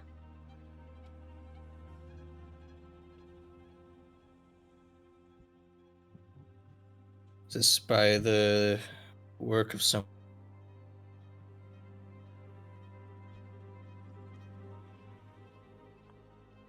You might have cut off. I heard work of some... Oh, no, I said some divine providence.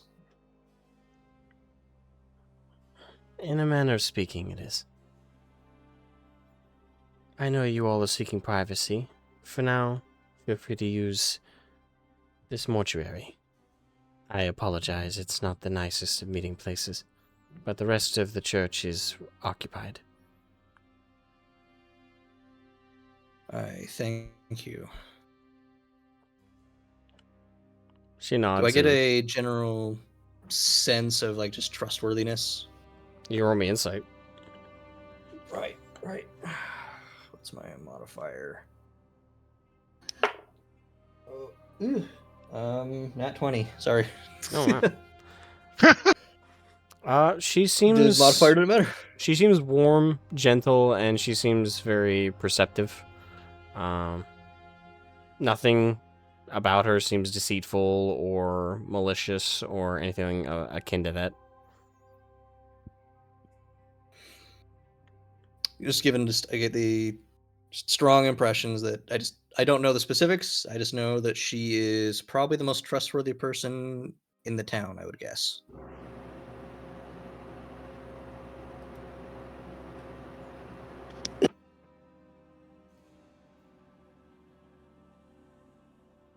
And I'm assuming they moved Mary to another room where she's being treated. Yes. Okay, yeah, just making sure if I remembered correctly. So just nods and then just turns to the rest of the party, prepared to discuss our immediate plans and things that we need to do.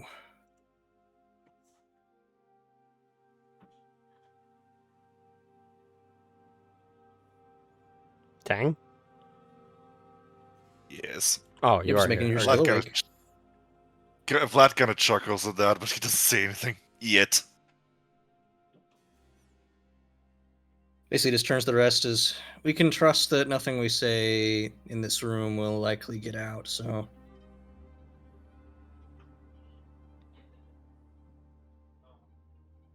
Well,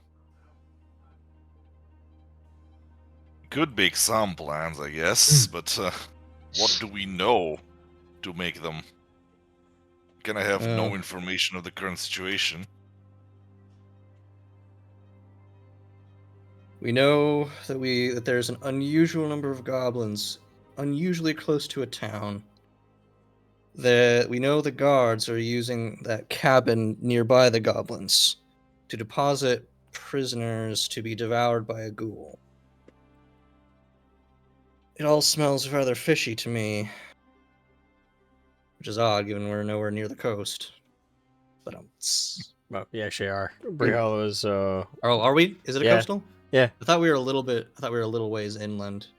Well, you are a little ways, but it's in terms of like major towns close to a port. Bree Hollow is as close as it gets to the river. Gotcha. So there would be some shipments of fish. Yeah. Well, trust me, everything starts smelling fishy once you get used to it. Well, you can make some plans. What I'm gonna do is I'm gonna try and snoop around for a bit. Try and see what I can dig up before I start planning more Mm. specific Am I- actions. Sorry, am I in the church yet, Asmo? Yes, Did I hear him say that? I would say yes. You're gonna snip around in the church. I'm gonna look at her as like, obviously not. I That's all I need to know. appreciate that, Hunter.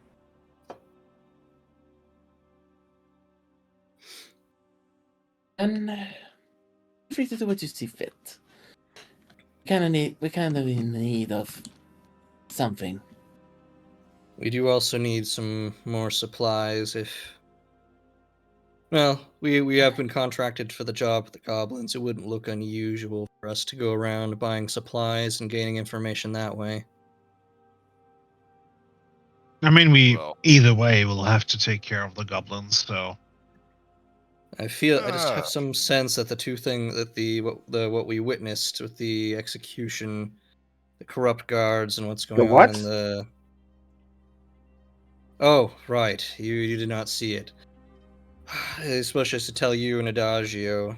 Do you remember that rather boisterous guard who confronted our dragonborn friend in the tavern the other day? Hmm? No. What of him? The head guard, the one who stopped him that day, strung him up in front of the entire town without trial, nor by any sort of local laws. Strung him up and then disemboweled him in front of the entire town. So he's currently dead and swinging. Presume that perhaps he was too loose-lipped and may have known something. This day has gets better and better. So glances over at Babs. I don't know if that's something that an angle of information you could glean. I know a little bit of your order. I don't know if you have the ability to communicate with the recently departed. I do, but we would need to get the body. No matter what he may have done in the life, he still needs to be put at rest. That would be an excuse then. I don't know if it's possible to gather a few of the priests and go and act as if you were going to retrieve the body for burial.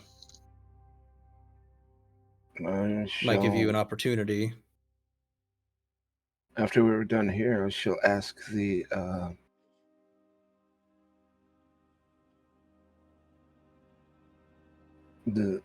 lady if I could borrow a priest or two and go retrieve that body. Hopefully without any issue. But from the Hopefully. guards. Mayhaps do it at a moment when there's fewer guards watching the body. Right. At this point, Vlad is just going to stand up and look around. It's like, well, you religious first people deal with that, I'm gonna go to the tavern. He's gonna start walking out. It just calls out to him, like, pick up some supplies for us. There's a few things I've been I had an idea about in regards to the goblins and things that we could have on us. Poison? And we'll just kind of give him a quick list of things to kind of go look for to shop around while he... He kind of waves at you and we'll speak at the tavern. Just come there. Before he Alright, heads I'll out, swing by the tavern as soon as... I'm sorry, go ahead. Oh, I'm just saying I'll join him at the tavern. Business is done here. Vlad, 1 second. Before he heads out, he gives Vlad 1 silver for your help earlier. Have a drink on me, friend. Well. Thanks, I guess. Right. I'm going to just walk slowly out. I'm gonna take a look at. Is the girl still at the laying somewhere, or did they take her already? They moved her out. moved her so away. she. Ah. So out of So- the more to a more pleasant place where she could be. Right. Her So wounds I'm going properly to seen just to. yeah, I'm going to get out and I'm going to look around to see where the nearest exit is, and I'm going to start heading towards that. Yeah, that'd be the back entrance that leads to the graveyard. Yeah, I'm going to start walking there. All right. Do you still have elusive strapped to your back, wrapped like a burrito? No, I dropped him off when Okay. when we entered the In the room. church. Kind of Which looked at him, speaking, like, keep the speaking pockets. of, but before we go, like, because we all did witness what he actually looks like under the cloak earlier, and just basically as Vlad is leaving, and we kind of have a general gist of the plan that we're gonna snoop around for more information, as well as the our cleric going with some priest to try and can get the info from the dead body. Does gesture over to elusive just to talk to him sort of off to the side.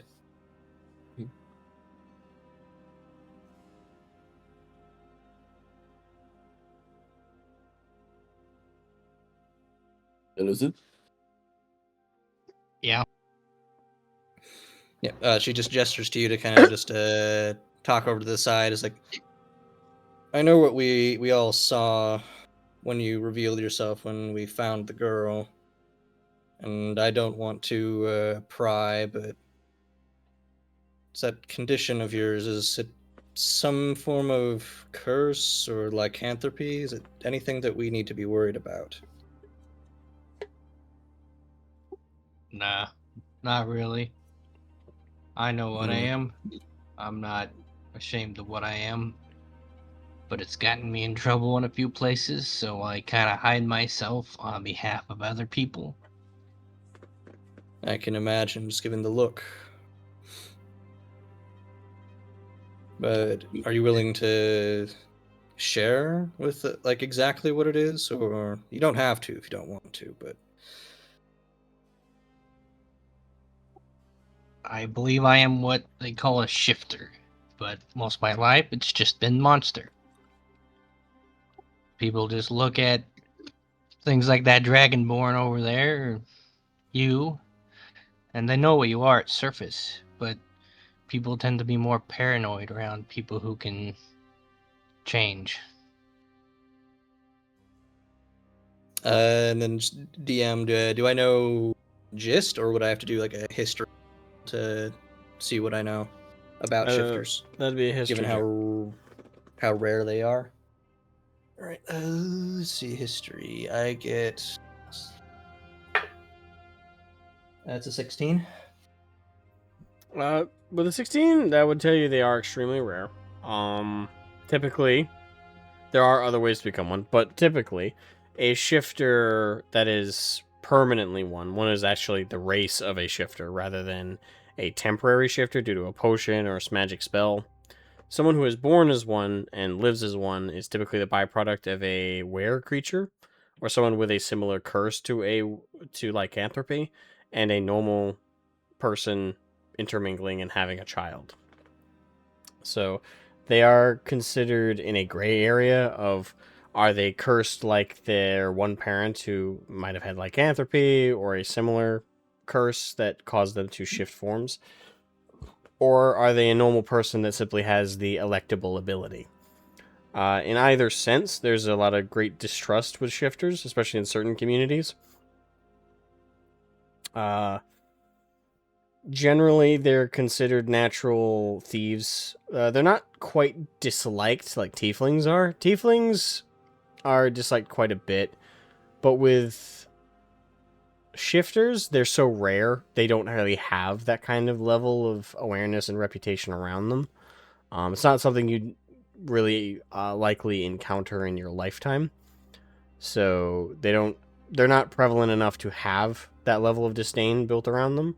But on the rare occasion someone encounters one and understands even the concept of what it is that they're dealing with, there's distrust and there's worry, because again, it's questionable. What, like, are you a monster? Are you not? Are you a person just with an odd ability? It's kind of like if you found out a friend of yours was born as a byproduct of a satanic ritual. It's kind of weird, and a part of you is like, okay, was the ritual, did that do anything, or was that just something that happened in a byproduct of your existence? Like, it's again, it has a weird dark gray area to it.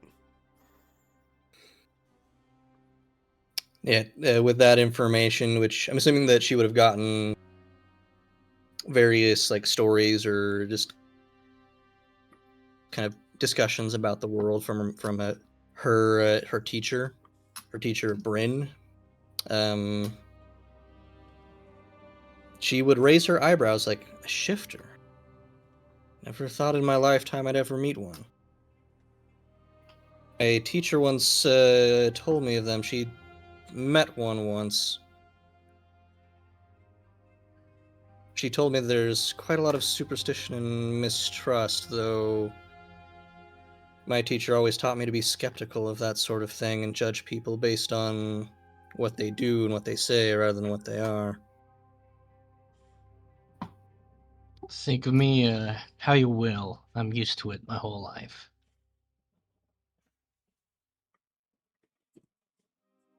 As I said, I will judge you by what you do and what you have done thus far. You've shown no signs of malice or evil, at least not yet. Because it was you who pulled the girl from the well when you brought her in. So evidently you do have the value. So that's at least a positive mark in my books.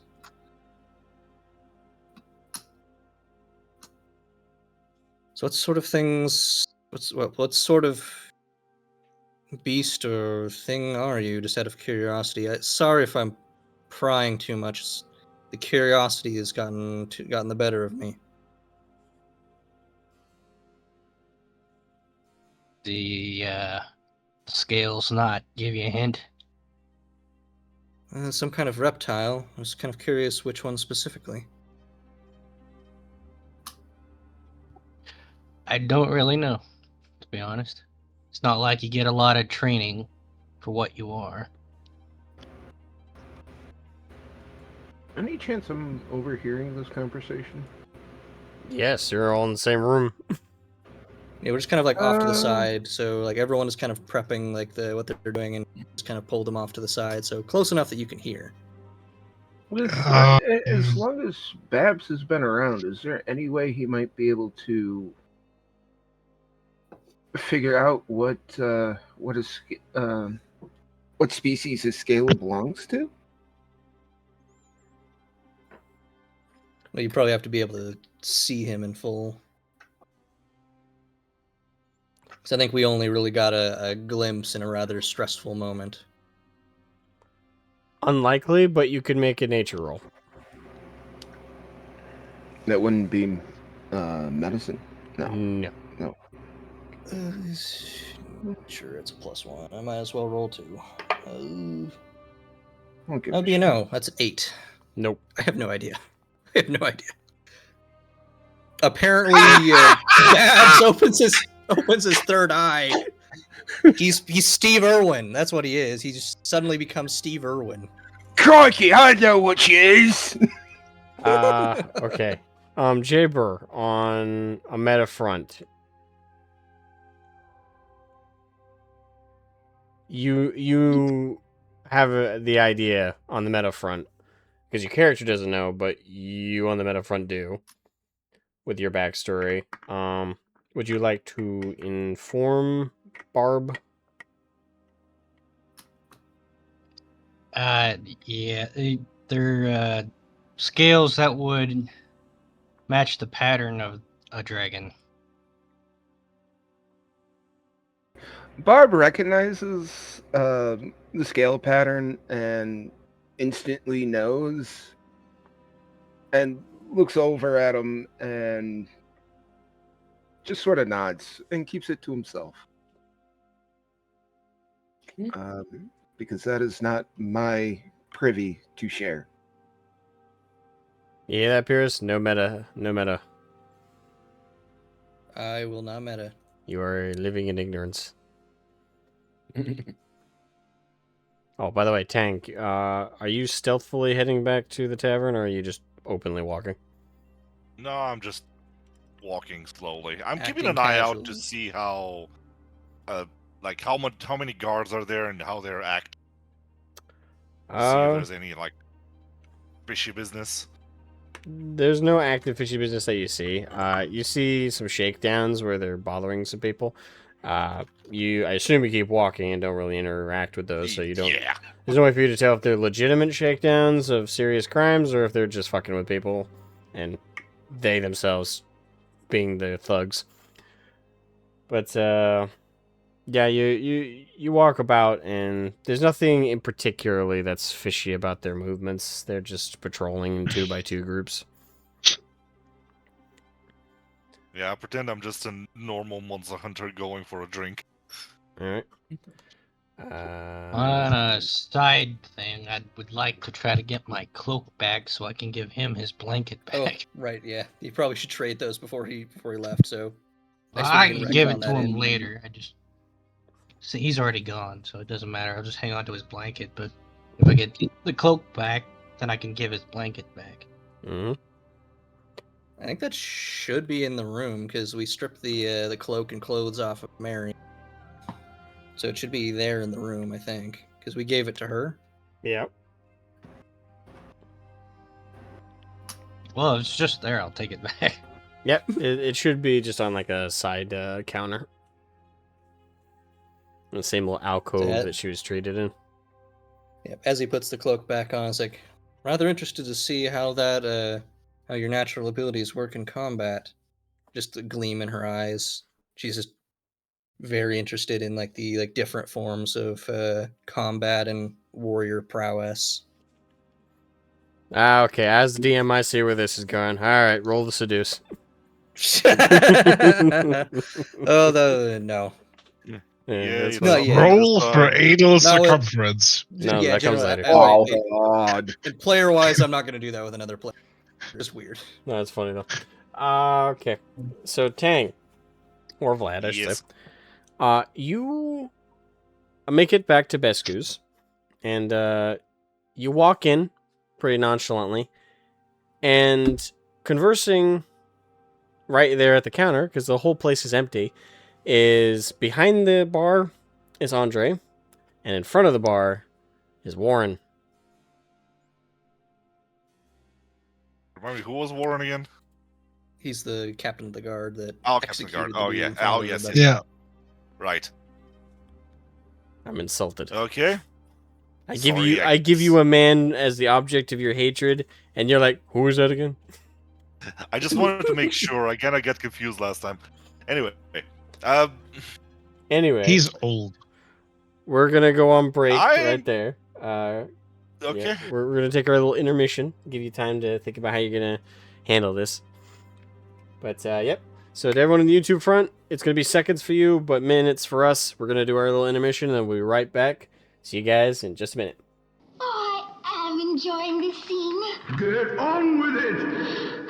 Hello, everyone, and welcome back. We're back from the break. So, Vlad, you enter Bescu's. It seems very unassuming. You walk right in, and the place is empty outside of 2 guards on either side of the inside of the room, who just kind of glance at you walk in, but they don't block you or anything. They just take note that you walk in.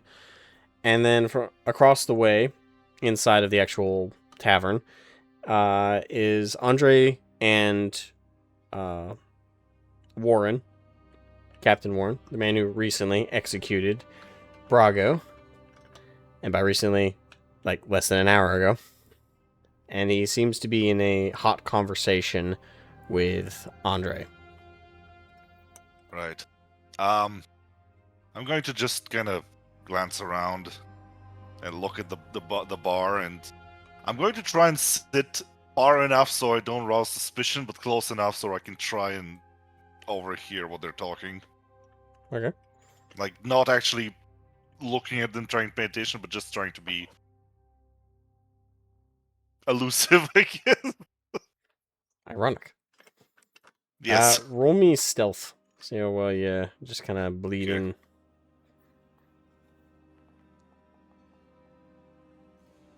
He is Mr. Invisible. 20. God damn it! Natural 20. Okay. Yep. Okay.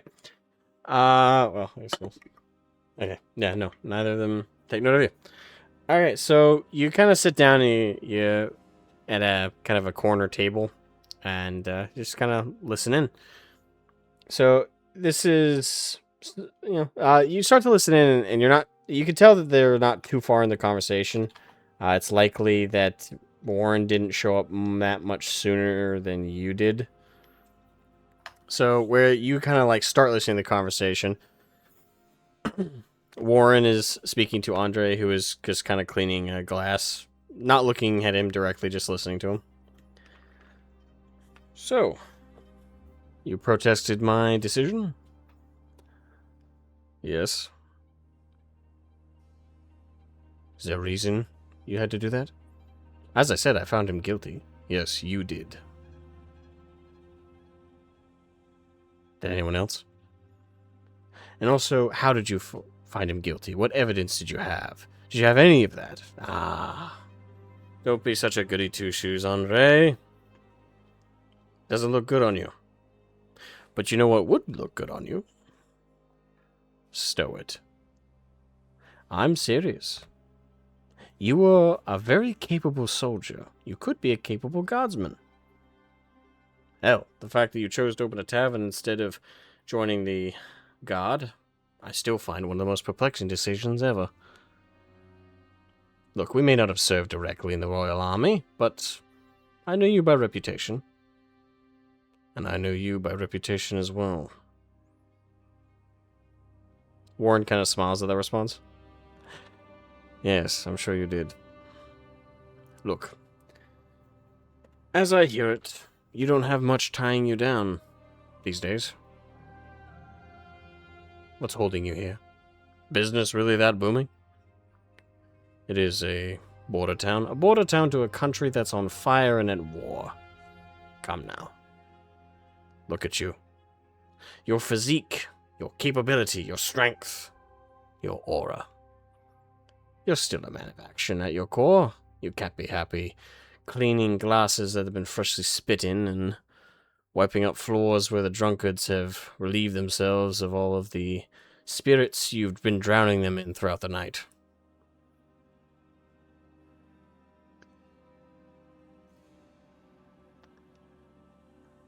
So let me get this straight, Warren. You execute a man, you disembowel him, you hang him in the middle of the street, and your first thought is come visit the first person who pushed back against you and ask him to become your subordinate. You ask me to take the position of the man you just killed. Warren doesn't bat an eye at this. Yes. As you can tell, I am in need of a position that needs to be filled. You're mad. No, I'm quite sane. Listen, you know that Braco was a blowhard and an asshole. And you also know, as well as I do, that he wasn't exactly clean. He got what he deserved. You wouldn't share the same fate. Why? Because you're not any of those things. You are a moral and stand-up man who will stand up for the people. They need that. They really do. And if you became my subordinate, you would actually have the ability to sway my opinion, unlike in the square. You could have begged on your hands and knees for me to spare Brago, and I would have had zero incentive to do so. But as my subordinate, as my lieutenant, that's a different story. At that point, your opinion would actually have some sway. At that point, you could be a voice to save people, to do the right thing.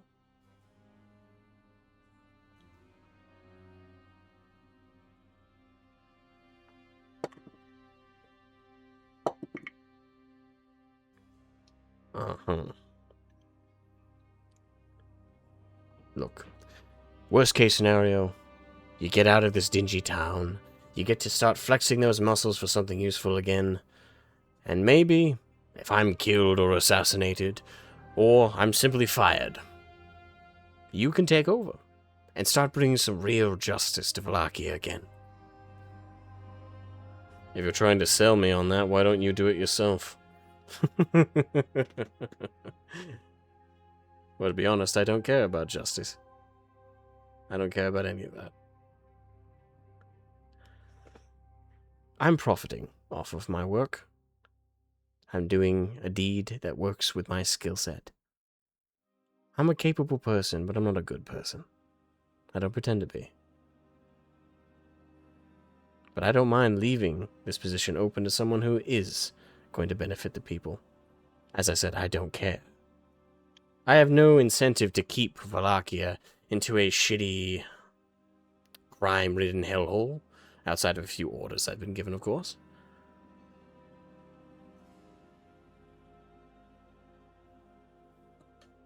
Right now, I don't have any sway or power to fix the country. And, as I just admitted to, I don't have the drive for it.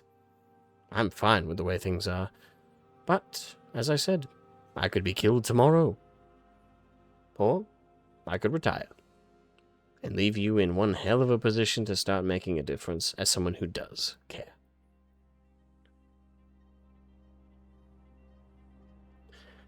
So Warren sits up abruptly and moves his stool back. Perhaps think on my words. After all, this tavern won't be around forever, eh? And you've only got your muscles for so much longer. Put them to good use. And he pushes in his stool and starts to walk out. And Andre calls back to him. You know, I know you're full of shit, right? And without looking back at him, Warren says, yes, I'm aware. But how much of what I said was wrong?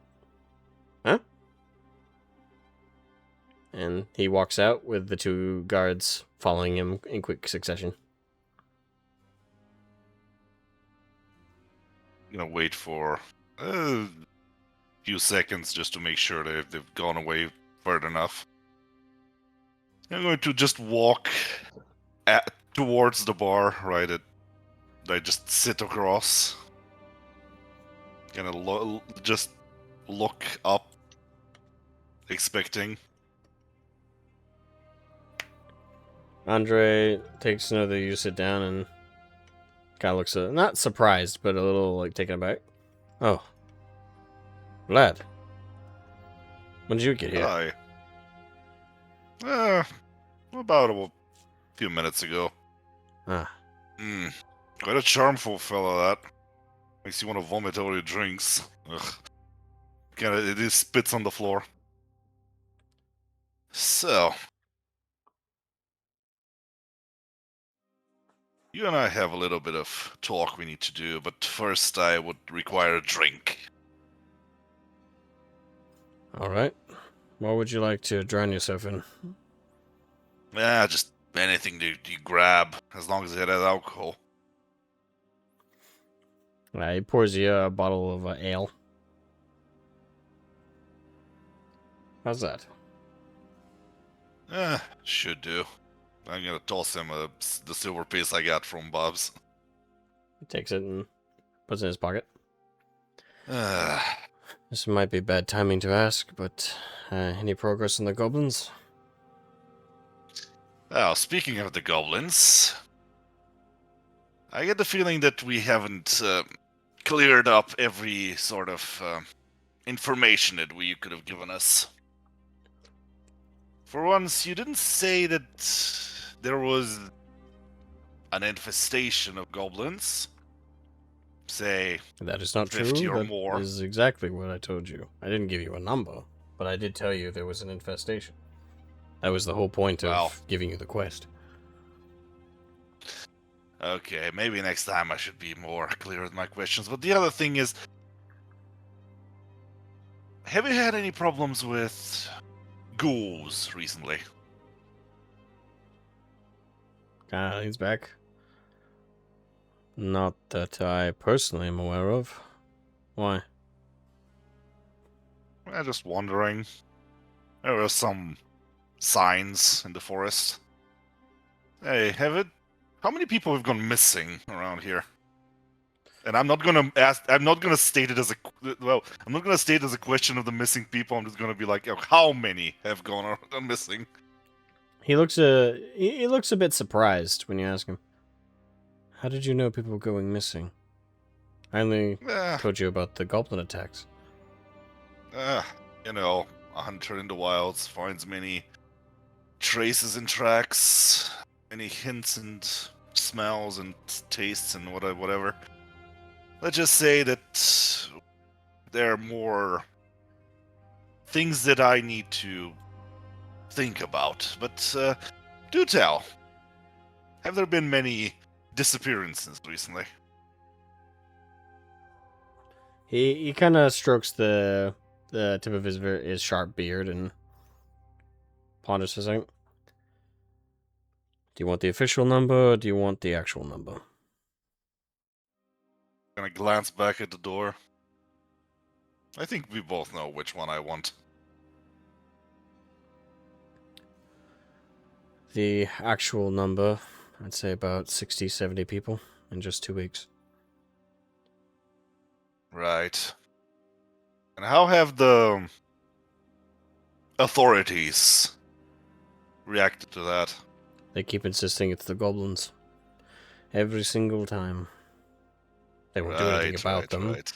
I think it's more to it than that, but on the off chance that they're Well- actually right this time, that's why I hired you and your friends. I need those goblins taken care of. And if it wasn't the goblins, it'll be evident when they're gone. And then from there, I can actually start pushing some changes to happen. Well, you might want to be careful on that front, my friend, because... And I'm gonna lean closer.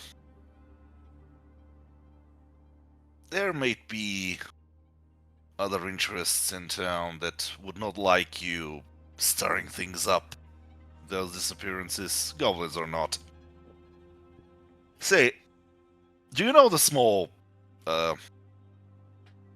shack that's in the forest next to the goblin, close to the goblin, where the goblins are? Yes, the Hunter's Lodge. I'm aware of it. Yes. Has anyone gone there recently? Do you know? Not recently. Did look somewhat used, I guess. It's a regular stopgap for anyone who gets stuck out in the woods. Right. And that execution that a few hours ago, that came out rather abruptly, I guess. Alright. About this fellow that got, sent to the other side, I guess. Has he been? Can I say this exactly? Actually, instead of that, I'm gonna ask you this: Do you know any?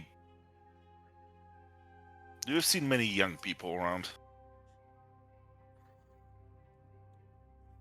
Sort of. There's several families in town who have children. It's not many. I'd say there's less than 30. Many of them have ginger hair. He narrows his eyes. Why? Again, let's just say that there were some findings. If you want to know more, just go and pray to the gods and they will enlighten you. Or if not, you can ask the local lady of the church. I'm gonna kind of look at him. I'm sure she has some insight on gods and their ideas. Listen.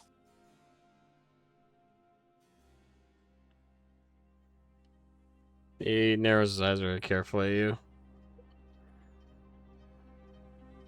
There's a glimmer of understanding there. All right.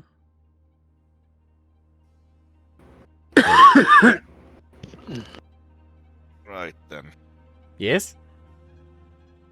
Hmm? No, Caboose coughed, so I assume... Sorry, I thought my mic was hot, and I muted it, and I unmuted it. Cough. Sorry. Nah. Right. And afterwards I'm gonna take a swig of ale. Take a few swigs. Right.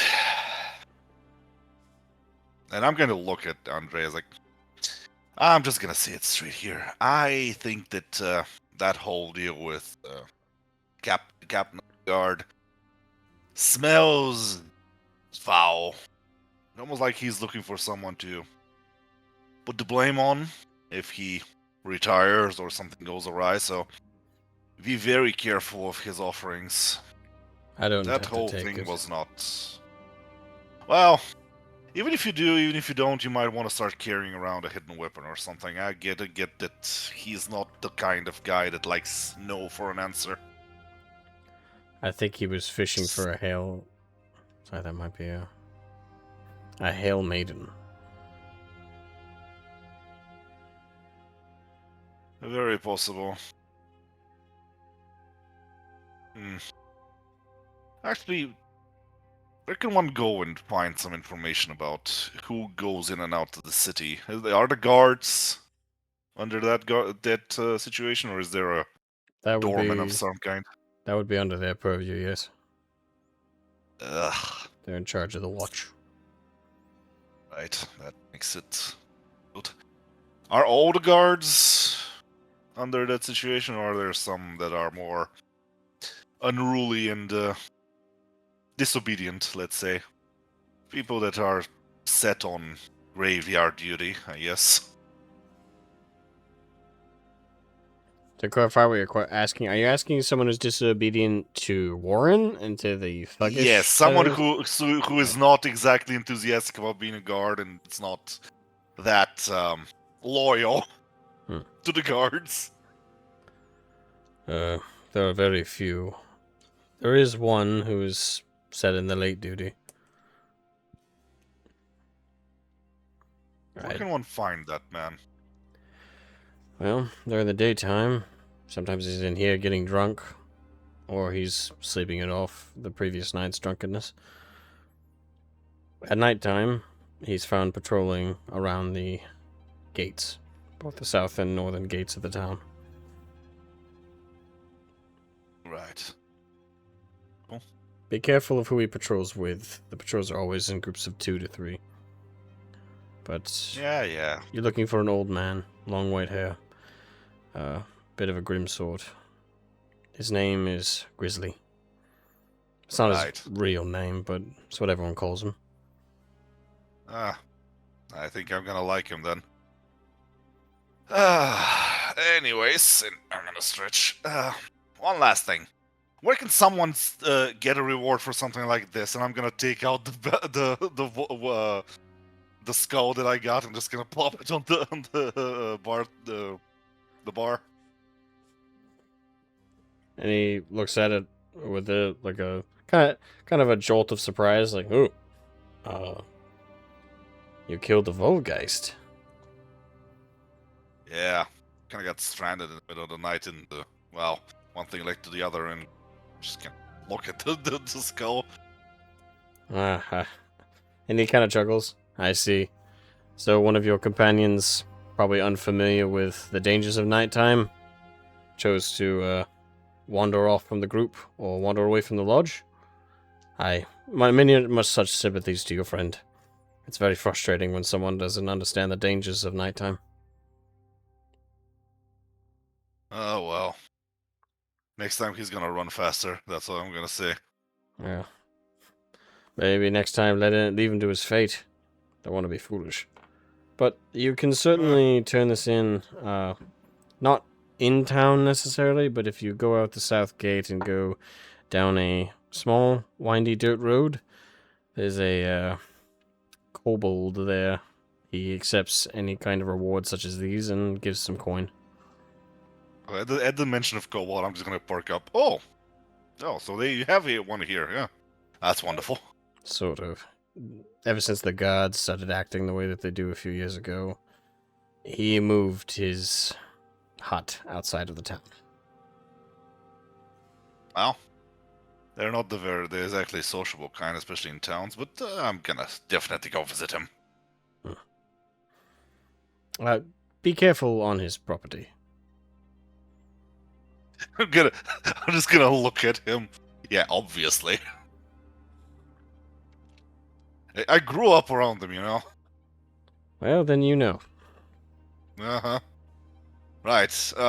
Yeah, and at this point, I assume my glass is empty. He's like, no, just give me another one. He gives you another one. The second one's going to be a Constitution roll. Okay. Constitution save. Yeah.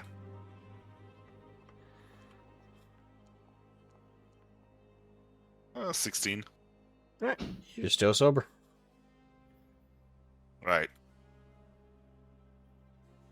Okay, well, I'm gonna spend some time just drinking and spending time waiting for the rest in the tavern, I guess. Alright. I would say the rest, I assume, wrapped up at the cathedral, unless any of you guys had something specific you wanted to do there before heading out. Yeah, at the cathedral, no. Later on, visiting the little girl, awake and ready to be visited, but one thing I can, as far as our intention, either we're all gathering at the tavern shortly after, or we're splitting up with our different ideas. So probably like me and Alright, Babs. what does everyone want to do? I would head back to the tavern. Alright. Right. Balooks head doing the direct path. Babs and Corinne, what are you doing? I'd assume that we would go together, trying to get a burial detail. Yes. And see if we can trying get to our get hands on that. Get our hands on that body. The man. Yes.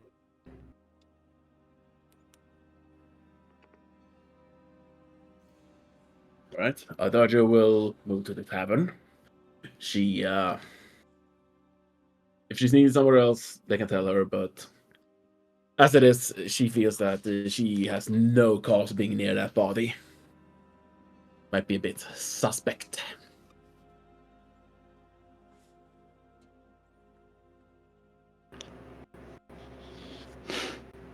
Let's go see if we can get the priests to help us. I mean, oh yeah, Redu said, I guess, Redu said BRB, so I don't know if he's back yet. So. You tagging with us to go get the body, or are you gonna go to the tavern and meet up with the rest to do whatever everyone else is gonna go do?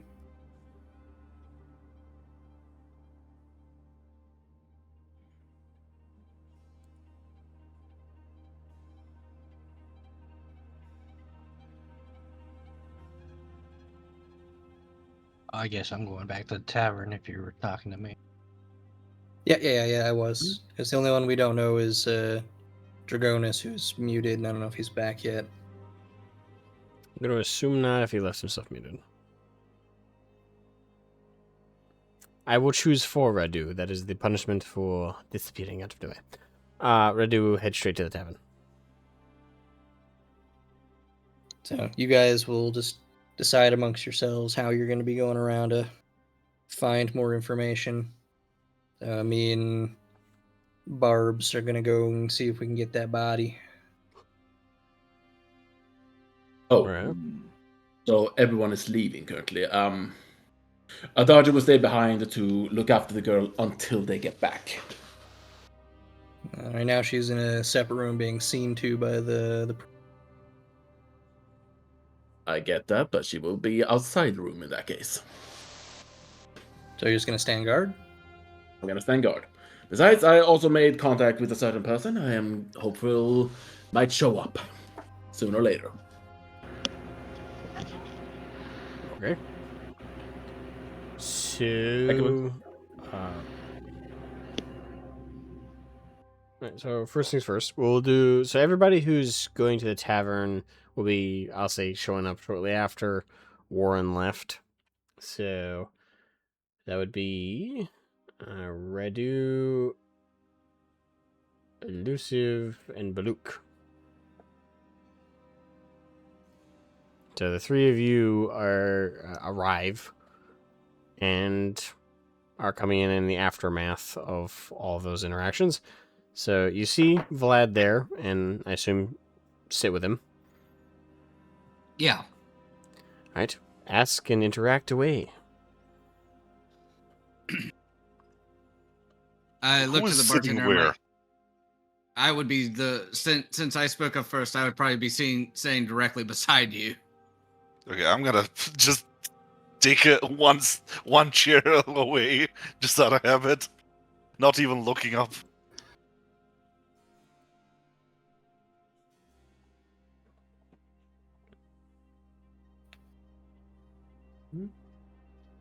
I will order a drink.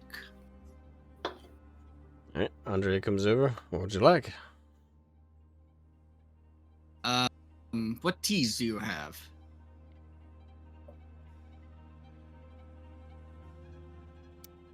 Actually, one. I wrote a couple of these down.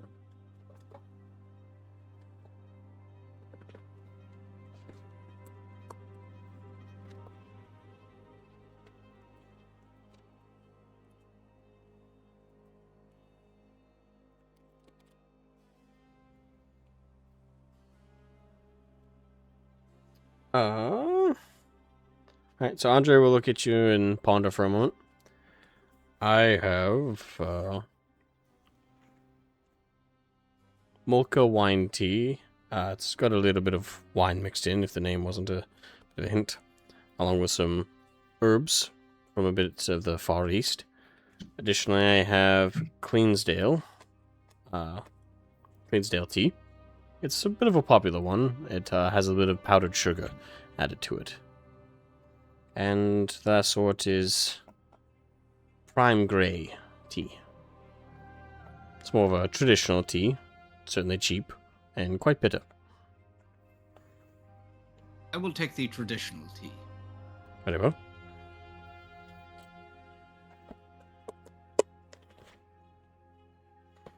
Alright, so he goes behind the bar and preps a kettle on a little fireplace. A few minutes go by, you hear the whistle, and he pours it, brings it by with the tea bag in already.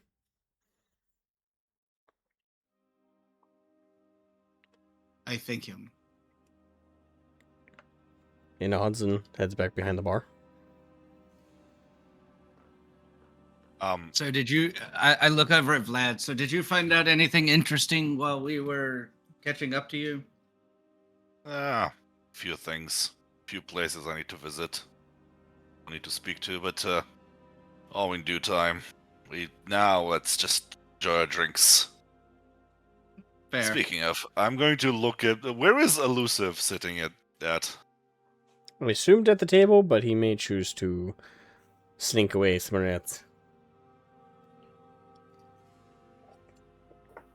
Oh, you're at a table?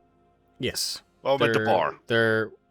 Well, yeah. Yeah. Are so you at a moved bar or a table? He's at the bar. Sorry. It was at the table.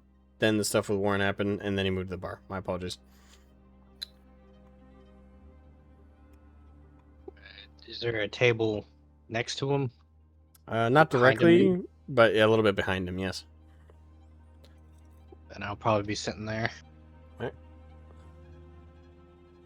Alright, I'm going to slid off the bar and just go and sit across from you, kind of just plop my drink down. Right. Are you wearing your cloak again? Yeah, I have my cloak back. Alright, I'm gonna sit down. I was like, right. So, I guess you can return my blanket now. That's special to you, huh? Well, I do like sleeping in the warm when I'm outside, so yes, that'll be preferable. Or if you want to keep it, you can always compensate me later. But I put it on the table. Right. And then I'm going to kind of back it behind. I'm going to stare at you for a few seconds. So, you don't see one of you around too often. I don't see many of my kind either. Hmm. Right. What brings you around these parts then? You don't often show yourself public that much. Well, your kind, I guess. Actually, gonna think about it. I haven't seen one of you before. No offense. None taken. That's probably one of the least mean things anybody's said to me. I'm gonna chuckle. I was like, oh, trust me. Once people mistook me for a werewolf, so I know how some folks can react. Anyways. So. I was chasing somebody who I thought might be in this region now. I see. So a fellow hunter, huh? Although, well, kind of a different kind. Well, anyways. As long as no one puts a bounty on your head, you know, maybe even then you are going to be okay with me, and I'm going to extend my hand in a short handshake mode, like to present a handshake. I look at your open hand for a bit, just pause, hesitation, and then I eventually extend it and shake your hand. Right. Now, what do you drink? I don't.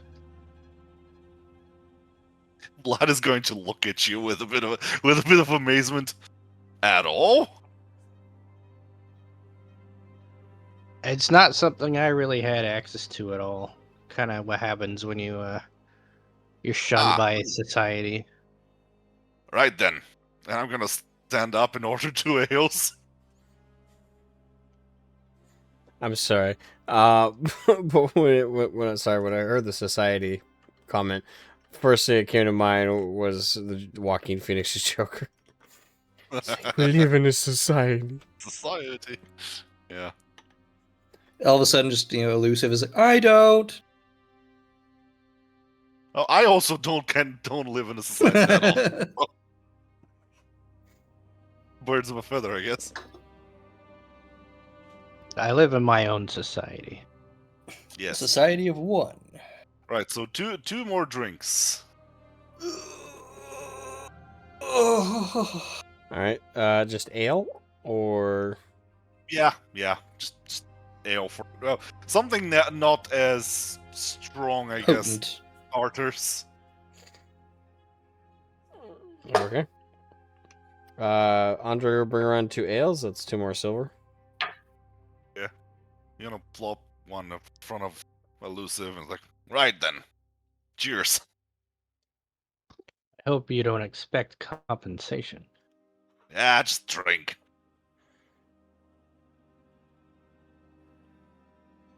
I don't know how to drink, so I smashed the bottle on my head.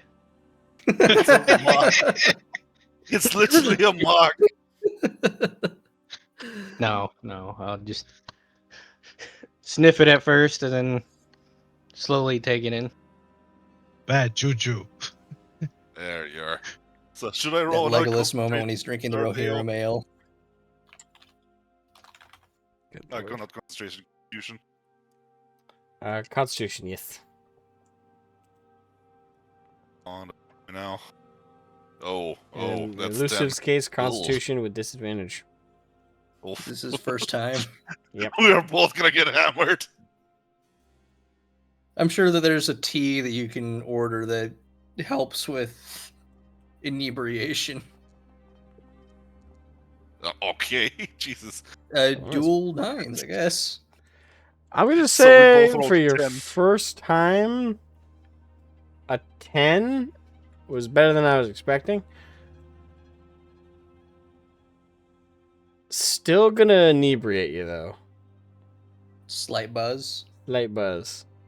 I also have a 10. Yeah. In your case, you're experienced. You're drunk. Right. Wonderful. This beverage seems to have some side effects. Yeah, Feel a trust slight me. tingle in your fingers. It think You'll it's affecting you'll get to like it in after a while. it's very bitter and has a kind of a sweet aftertaste, but very very bitter and very unique in its flavor profile. Right. I then. find amusement by scratching the table with a claw over and over and over, same spot. You're feeling very flush and very a little more loosey goosey than you normally are. Vlad, you are woozy. Good. It's finally time to catch up. Oh, nice. Ah, mm. I mean, after 3 rounds. I look to Yeah. the bartender. And I lean in and quietly whisper to him, I want their next round to be stronger. Yeah, there's not gonna be a next round. I'm not ordering more. I'm at work. All right. Well, this I will order them around and I want it stronger. how much stronger? Do you do it openly though? No. I'm openly ordering you around, but I am quietly whispering to him that I want it to be stronger because I want to see where this goes. Okay. I am an agent of chaos. Gosh. Let me do my thing. So these two are drinking a bit, and the other is trying to get them really shit drunk. Yes, and Radu, you Radu are there as would well. like to order a coffee Coffee. or Whatever tea. their equivalent. Okay. So, Andre. I mean, he would order a hot cocoa, but I don't think they have that. No. Andre goes behind the bar and with the kettle still hot, from preparing the tea, he prepares some coffee and filters that and brings that over, and it's a very nice, deep, rich coffee. It is black, but he does provide a little bit of milk and sugar if you want to apply it yourself. Yes. As for your order, Baluk, he clarifies, I have 2 levels of strength I can give them, and the one will knock them on their ass, the other will leave them in a coma. I'll just knock them on their ass. It'll be funny. Alright, that'll be 4 silver. Okay, I hand him 4 Probably. silver. And then probably get them something that'll sober them up. You have to go do No, something. no. You're thinking Later. too far ahead. Well, You're thinking too after far you've gotten ahead. them drunk. Okay. He goes behind the bar and fills 2 very discreetly 2 mugs with a very different ale, or a very different drink, I should say, than what he just gave them. And comes back over and puts the 2 mugs in front of Elusive and in front of Vlad. Right. I'm gonna look at the mug, look at him, look at the person that ordered them, and I'll be like, yeah, I've had enough. I'm gonna push it away. Oh, you dick.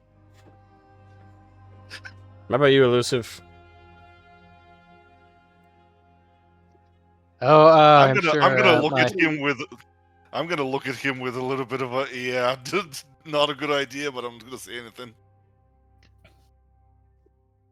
My nose definitely catches the much stronger smell of this drink. Where'd this come from?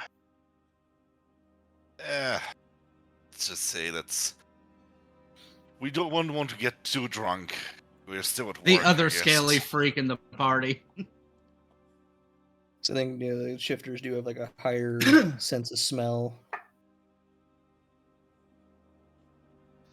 People do realize It's- I'm not paying anybody back, right? For a meta description, it smells like hand sanitizer. Right. I'm just gonna Is this I'm not just gonna look poison? at him. I'm just gonna look at him. I'm gonna sniff it. I wouldn't drink that if I were you. Butter me up just to poison me. I see how it is.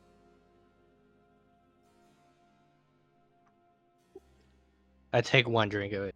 You should shove it towards Baluk and tell him to drink it. Roll me a Constitution save with disadvantage, because you're already buzzed. See, the thing is I would drink it. Yeah, you were drunk. Before you were buzzed, now you're drunk. Right. Wonderful. I'm going to literally hand the two mugs, the one that's almost drunk and the one that's full and the one that's half full. You know, carry. Full. In my mind's eye, this is what I see happen. All right. So Elusive with the first drink is like, "What is alcohol? Smells kind of bitter." Drinks it, but is like, "Ugh." But puts it away. It's a little buzzed after that, and then the other mug just appears before him, and he decides to take a single sip. And he takes a sip, leans back, and he's like, "Ah." His head slams suddenly on the table. Right. I'm going to pick up the two mugs, walk over, place them next to Balok, and I was like, thanks, tell him and your just gonna turn. walk away. And Meanwhile- I'm gonna ask it. I would be more than happy to drink from the one that he didn't drink from. Gosh. Do you? Yes, I 100% would. Roll me a Constitution save, and depending on how this goes, I'll roll something special considering you're a Dragonborn. Boy. Nope. It was almost a Fire 19. forward. Fire burp. Okay. No, it wouldn't be a fire burp. Be So this is something I actually didn't decide on yet, so I'm gonna roll to see if. Acid reflux. Pretty much. Okay. This is an official setting declaration that is being decided with a roll. Dragonborn cannot get drunk. However, Oh no. However, it's not a good thing. right. So you take a swig of the alcohol, and you hit it, feel your gut, and then you kind of feel like your stomach and your abdomen tighten, and then you feel it come up. You have just enough time to yell "Dodge!" and you are going to burp out a gust of flame. Acid Wouldn't in it be this acid? case? Yes, it would be actually. Yeah, because you're a black dragon. Right, so a gust of acid. So he's a bad father figure. A Bursts green forth. fire. I'm gonna say with elusive. He's on the floor, so Yeah, he's on Can the floor, I so he's can I fine. shield him with my shield? This You're both drunk. Yeah, so you I'm have. not. So I'm just buzzed. I gotta roll for Andre, who's sober. See if he ducks. I thought He Asmo does. said you were drunk. He is. He You, didn't drink Not the as second drunk one. as the- Well, he was drunk with the first one. No, Oh. yeah. So you're both drunk. So I would have Vlad roll me, and because you are drunk, do a disadvantage. Roll me Dex. Dex save. On Ooh. 5. Alright, so you move kind of like wobbly to pull your shield out. Unfortunately, you fall on top of it, Elusive, without really... Well, basically, you pull your shield in front of you, but you fell with the shield still underneath you. So, there's just a slab of a shield smashes onto Elusive's back. Elusive is going to take 3 points of bludgeoning damage. And the acid is going to hit you, Vlad, in your back. I'm gonna ask Baluk to roll me the damage of your acid breath.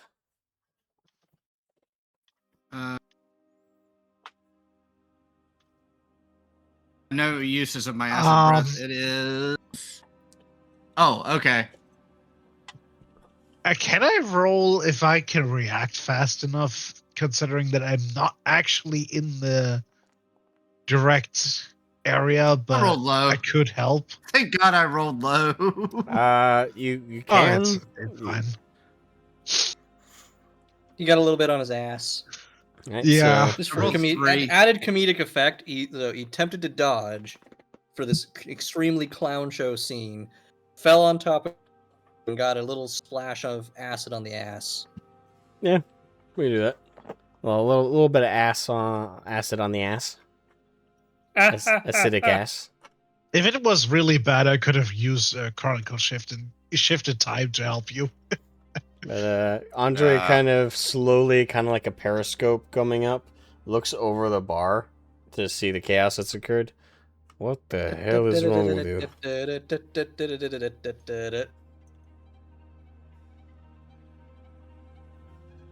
Meanwhile, Radu slowly goes under his table.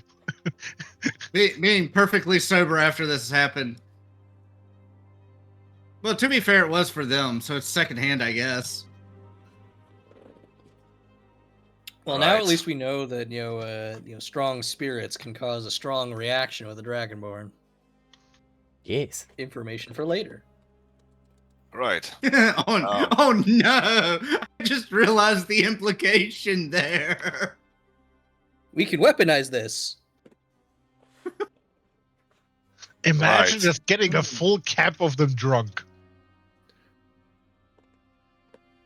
Because you just took like a small swig. Yes, Imagine Vlad. downing an entire thing. Would that increase your range? That's the thing. I do not want to know. So, Well, as long as he's pointed towards like the enemy, I don't care. okay. I'm gonna stand up, kind of give a murderous glare at Baluk. And then, After rolling around with acid on your butt. nah. Yeah, another scar, who cares? I'm going to ask Andre if he has a specific concoction of herbs that I use for hangovers, because I assume being drunk very often I know of a few cures. Anti-intoxicant. No, Have you heard of the hangover. Konterbier? One might call it a detox special. Yeah, the Konterbier is just drinking another beer in the morning. Yeah, not that. I We just call it the know German few- remedy. I know. On Basically, I'm going to pick up a few ingredients for hangover cures. okay, roll me medicine. Can I ask advantage into that? Because No, I you're get... drunk. You're drunk. Okay. Fine. No, you cannot. Okay, not 20. I didn't need it though. You even through your drunkenness, you masterfully remember the exact ingredients you need to give yourself a hangover cure. Again, I do this very often. So he does provide you all the necessaries to make this little concoction. A little bit of Tabasco Right. sauce or the equivalent in this. A little bit of pickle and Pickle juice. Jen. Gin. Right. Well, I'm gonna grab those. Can I pick? I assume I can just pick up Elusive on one shoulder and just take him to the room. Yeah. Yeah, I'm gonna do that for these few hours. I've been carried more than walked today. Yeah, pretty much. That's what friends I'm are gonna for. just What's in a blanket? I'm just gonna plop him somewhere nice and cold. I'm going to put the blanket on top of him, make sure he's nice and warm. Just gonna sit there waiting for him to wake up while preparing the concoction. Okay. With that prior medicine check in mind, you do successfully create the concoction. Right. I suppose that should take a few hours until he wakes up. So, what are the rest doing? All right. Corinne and Adagio? No, Adagio was doing the guard duty. Corinne and Babs. Yes? Maps. Yes, the two of them. Yep, we go and snag us a few other priests under the ostensibly under the guise of collecting the body that's been strung up for the last probably couple hours at this point. Well, yeah, about 3 or 4 hours. It's been up for like a few hours within the window of time of the executed body and burying it. Disease, but also undead.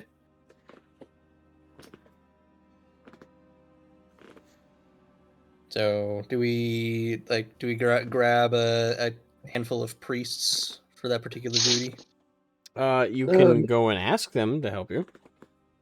Yes, That is what we do. let's ask the lady if she would be so kind as to provide us with some people.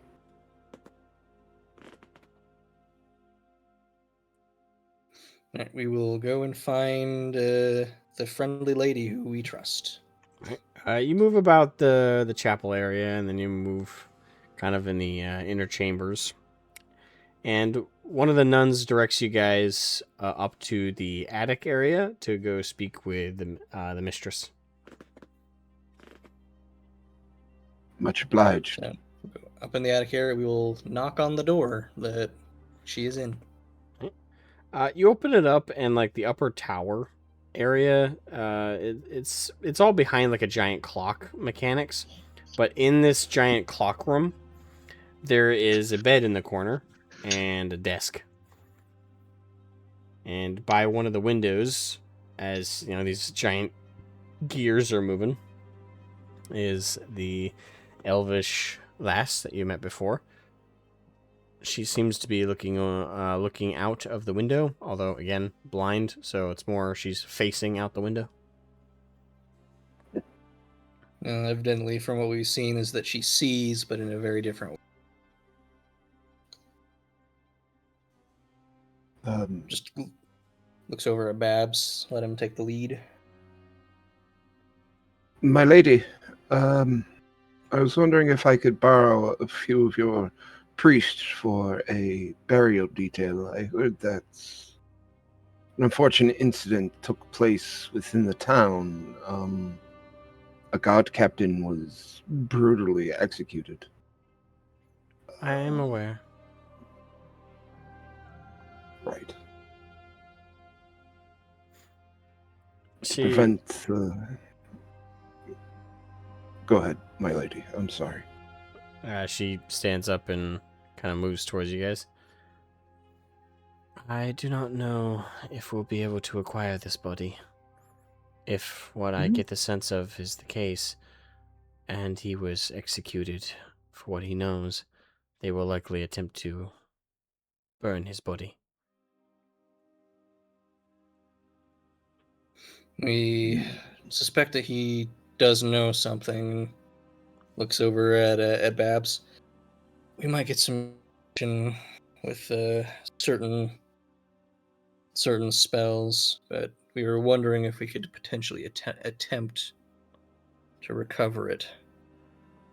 It is not my place Under to the forbid guise you. of burying. it is not my place to forbid you from such an act if you so choose. And if you wish to inquire with some of the priests, I only have 2 on hand. I would certainly give my blessing for them to go with you if you attempted to retrieve it. If for no other reason than is all the cruelties that Brago might have done in his life. He deserves a proper burial. But as I said, I am not necessarily in a position where I can instruct the guard to give us the body. They will likely attempt to burn it if they fear whatever it is you're about to do. And she kind of faces towards you, Babs, but obviously can't see. So you just see those kind of white marbles of eyes kind of look towards you. My lady, I do nothing untowards. The dead shall be chronicled and recorded. It is not for me to judge what they have done in this life, but for me to make sure they pass on to be judged in whatever the hells decide for It's in this the hands of particular gentleman. the hands of the White Maiden and her handmaidens. But before he's taken away, we would like some of his what he knew, so we can resolve some of his evils, if possible.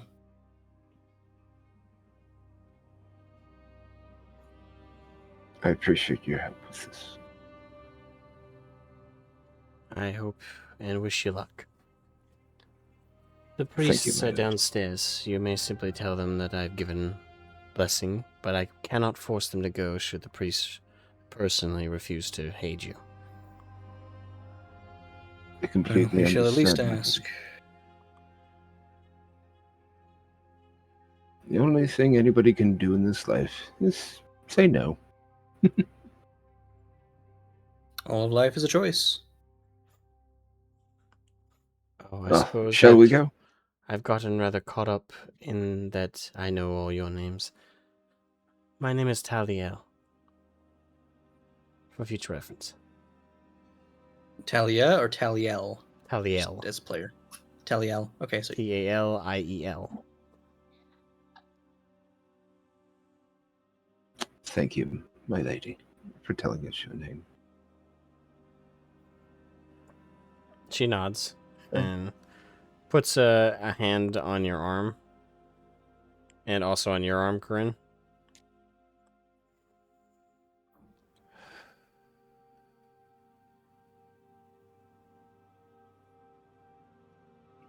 I wish you both all the luck in the world. You will need it. And she lets go and kind of moves back towards the window. Corinne does a sort of a respectful, like half bow, and and steps out the room. I do the same thing and follow her out.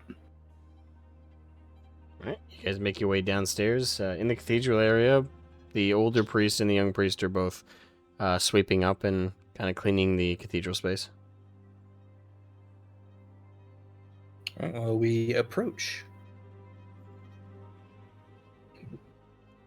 Pardon me, Father. I was wondering if I could borrow you or your associates. We need to recover a body for proper burial. Ah. I see. I assume you are speaking of Brago. I had a few people walk in and make prayers on his behalf. I get the impression he wasn't popular. No, he was not. But even an evil soul sometimes deserves a prayer of mercy. And there are those who respect that notion. Just like everybody deserves proper burial. I would agree. Yes, and we spoke with your lady, and she gave you leave to accompany us, and it would help us gain a certain legitimacy in the town with retrieving that body and bringing it back here for burial, if you would be willing to accompany us. Before he could speak, the younger priest stands up. I'd be willing to go. With your consent, Father. The older priest looks at the younger one. Well, I personally will not. It is futile. They executed him in such a way, it's pretty apparent, they wished to silence Brago about something. As the church, we are indebted and endowed with the responsibility of burying those who fall under our care. Brago was such a soul, but unfortunately I can't put this place at risk to retrieve a body that we have no hope of negotiating an acquisition of. However, and the younger priest is kind of like, not staring hopefully, but kind of staring like, intently at the older priest. I will not forbid my protege to go with you and give you some kind of leverage in retrieving the body on the off chance you can convince the guards to hand it over. We will try that. You may hold the key if it helps any, and if it would deflect suspicion from the church. We can see that he's buried somewhere else. Proper prayers spoken over him, but perhaps out of town. I have an idea of where to bury him if you do not wish him to come back to the church. I appreciate your help. I would prefer the body is returned here. That way, well, they know where to find his corpse if they are upset that we have retrieved it. Whatever means you wish to acquire the corpse, I do not wish to know. But it's best if they do find him here rather than not. Suppose that's true enough. Well, we shall depart, and if your protege wishes to accompany us and offer a little bit of legitimacy to our arguments, he is more than welcome. I will vouch for protection over him. I would appreciate it. Just go to the head priest and tap him on the shoulder. Don't worry, I was all vim and vigor at that age too. We will make sure he returns safely. I will hold you to that. Well, gentlemen and lady, shall we? The younger priest nods. By the way, my name is Duncan. I will be happy to assist you. Duncan, I am Barabbas, and this is my associate. And I gesture towards her.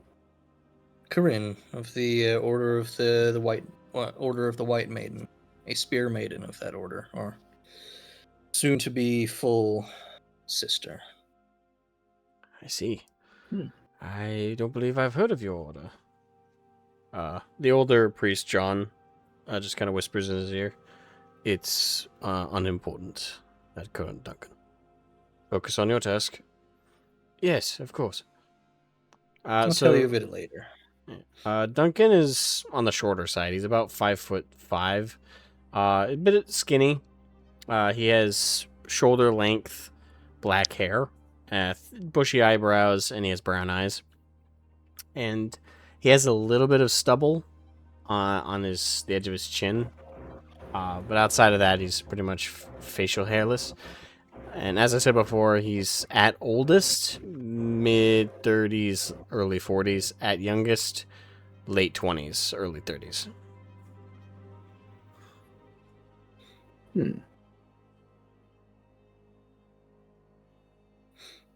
Right. Well, regardless, to me, he's still just a baby. Sorry. Okay. All right. You guys head out. Always these old people. Ancient ass old people.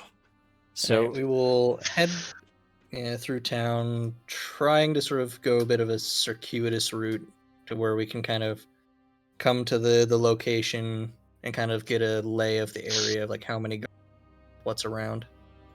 Okay. Yes, just walk casual, but not too casual. Roll me investigation as you guys are going about. See if you match the patterns of their patrols.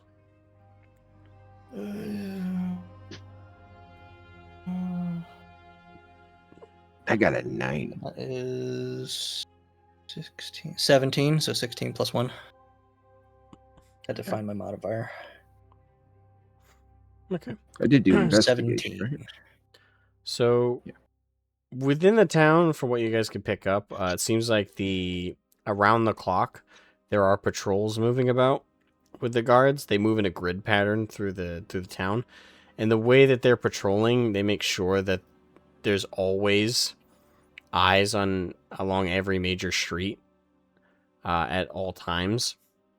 So they patrol in rotations around each other to make sure that they all have eyes on the blind spots of the others. So in the main streets anyway, there's no real blind spot for the guards at any point unless they're fucking off or doing something else, which they do occasionally do. You get the sense that the guards themselves aren't the smartest people. They're not the dumbest either. There's varying bunches amongst them. But whoever came up with the patrol pattern definitely had some brains. This will have to be done up front via persuasion, I think. Just glancing around sees no, like, even if we somehow silently, and that don't judge our chances, were to knock a few of the guards out, the chances are still low. So it might be better if we simply go up and trust in our ability to persuade them of our cause. Violence is never the most acceptable right off the bat. All actions are some form of combat in a sense, but that's a matter for philosophy. That's So- an interesting thought. So do we see, like, at least, is there like a single guard or two guards standing by the hung body? So you guys come about to where the hung body was. Several of the guards are currently moving it. There's about 4 or 5. Right. Well, we will walk up to them because we have to interrupt them. It's like, "Hail, guardsmen! Looks like you have a rather unpleasant duty." Several of them are kind of on guard at first, and 2 draw their swords, one at the front. What business you have here? Our business is from the church, and from the church, and we are here to take that particular duty off your hands. I understand that Warren had okayed that we could handle the cremation. I believe that was the request, that his body be burned. The guards look at each other. That was the official request, but we were given the order to retrieve the body and burn it outside the town. Oh, Ah, come on, gentlemen. There's much more things that you could be doing than taking this poor creature to be burned. Let us take care of it. You guys go to the tavern. Would you care to have a drink on myself? I will pull out a single gold coin. So Would do this be I. enough to? This would be enough for your tab for quite a while, I imagine. And it would harm our souls if we were to see someone interred in anything short of the proper burial rites for one of your companions. Roll me persuasion. Do you assist me? Yes. What's your persuasion? persuasion is +7. I have a charisma of 20. Yeah, I assist you. That was due to just like the racial and then my background. I kind of broke my charisma stat. All right, let's see what we got. 16 plus 7. 23. All right. So lead guard looks, and 3 of the guards who are kind of already moving the body on the cart walk up. Oh, this sounds like a pretty good deal. Don't you think? It does. How do we know this won't come to bite us if, you know? You have my word as a paladin that that word will not reach any of your superiors that any of this transpired. You have my oath. Roll me deception? Well, I'm not going to tell Warren, but Yeah, but you're not gonna. There's no way you'll be able to keep that promise. Like, that no one will find out. well, I said I won't tell anybody. Roll me persuasion, but this technically is deception. It's either a +5 or a +7. I assist. You assist. All right, so that is a 17, so that would be a 24, I believe. So the lead guard, who looked the most hesitant, sighs.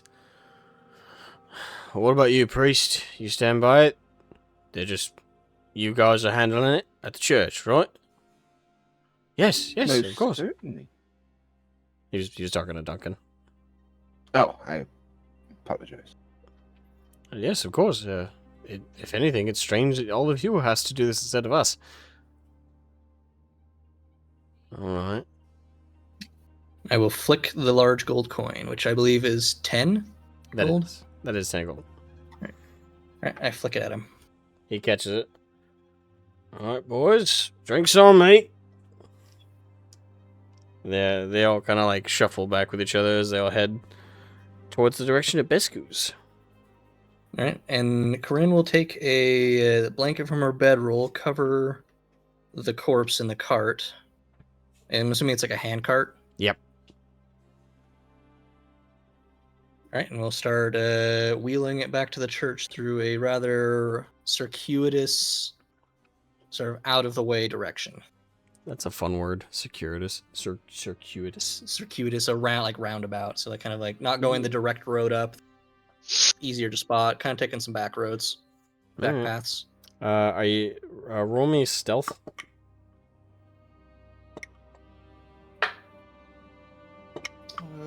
What's my modifier?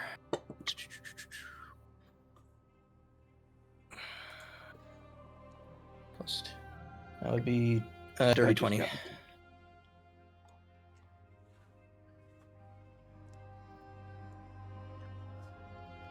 I got a 10. Okay. Surprisingly, you guys seem to move at the right times to avoid getting seen or called out by any of the guards that you might have almost come across. You do successfully get the body back to the cathedral. We will wheel it back to the morgue in the back. We might have to do this outside of the church grounds. There is warding against what I need to do.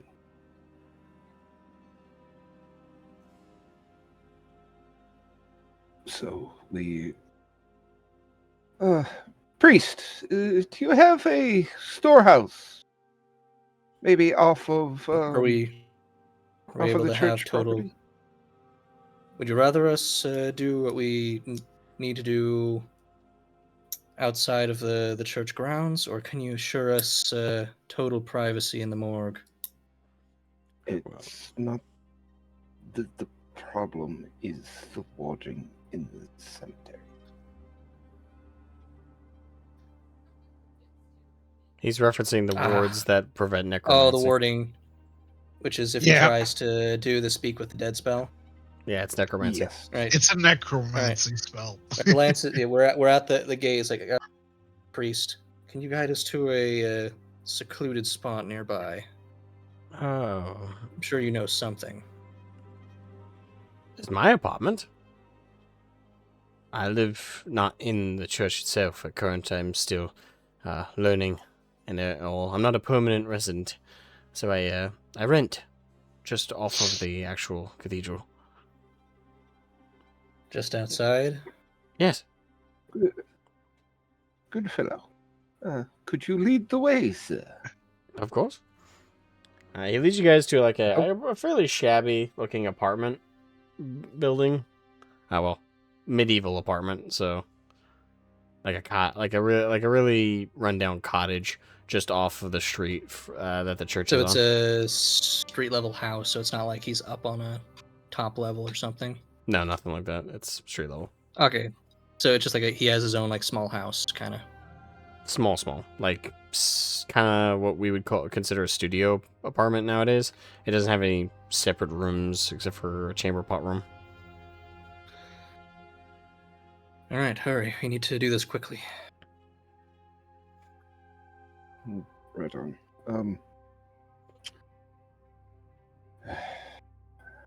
Give me a second. I need to prepare myself. So we slip in. So it doesn't have like a yard or a gate or anything. They just slip in through the door. No yard. Assuming we have to remove the body from the cart. Yes. Right, she will sort of pick it up, sort of, and carry it inside. And like, I would suggest you put out some blankets that you don't care to keep. Yes. Hold on. And he takes the whole like bed frame, and he just takes the. It's not really a mattress. It's a sheet that has a bunch of cotton and feathers kind of stuffed into it, along with hay as like a base, kind of composite cushion. Takes that and he completely removes it, so it's just a flat bed frame. You could lie him right there. I can clean that rather easy. Lays him We down. will Fine. reimburse you for anything that is Yeah. stained. Then glances at Bab.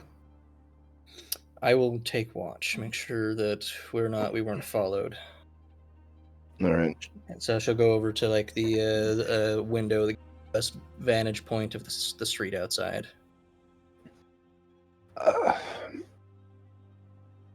Babs takes off his jacket and his hat and kneels down and offers up a prayer to his gods.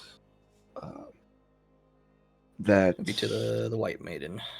To the White Maiden, that what he is about to do will help usher the soul onto the afterlife, so he may be judged with all empathy the gods have.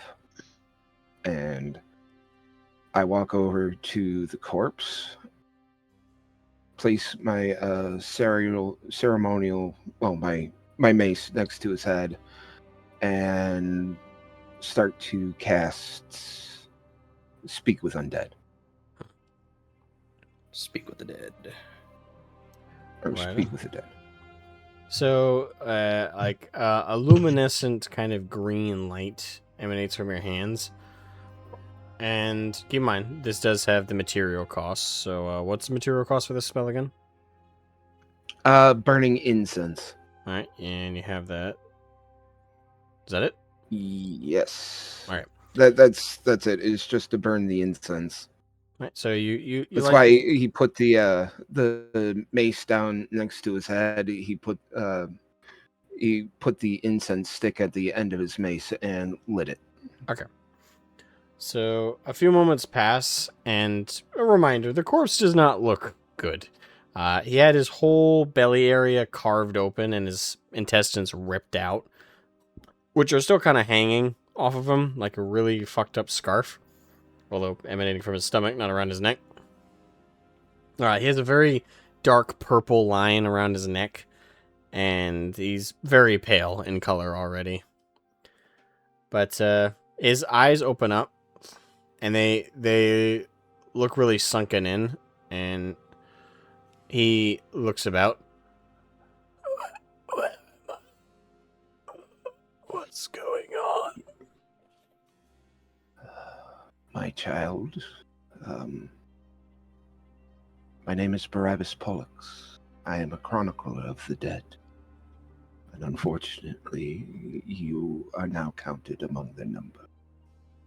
I would like to ask you a series of questions and to hear about your life so I may take account of it, and so your life may be re-recorded and remembered. And any last words you would have to a loved one, I would also take those down and forward them to said family or loved one. Do you understand me? Yes.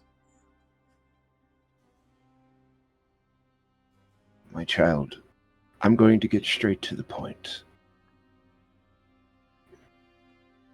Do you know why you were so brazenly executed in the town hall? Or do you have any inkling of why you might have been killed? I do not know for certain. I believe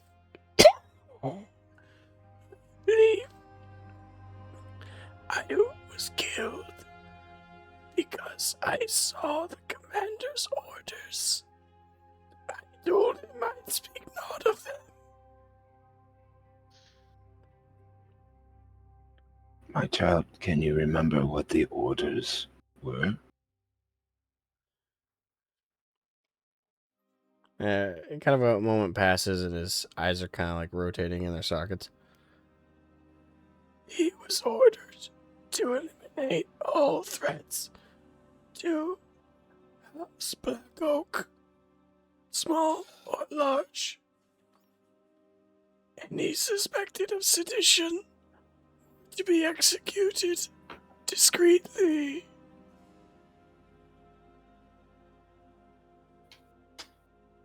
So that's why you used the cabin and that creature, my child? Yes. Glances over. Perhaps you should ask if the goblins are involved, and how. Do you know if that goblin horde that seems relatively organized is involved? The goblins were planted there on purpose to create an excuse for the losses of the local populace that we were executing under suspicion of sedition, under orders from Castle Black Oak. And with that, his jaw locks together, his eyes roll back, and he falls back dead. Speak with dead, it only lets you ask up to 5 questions. His life shall be recorded as best as possible, and my order shall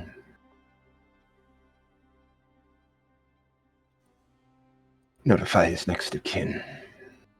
Now, let's get this gentleman ready for cremation and internment. But before we do that, I'm going to cast one more spell. And I got to find it.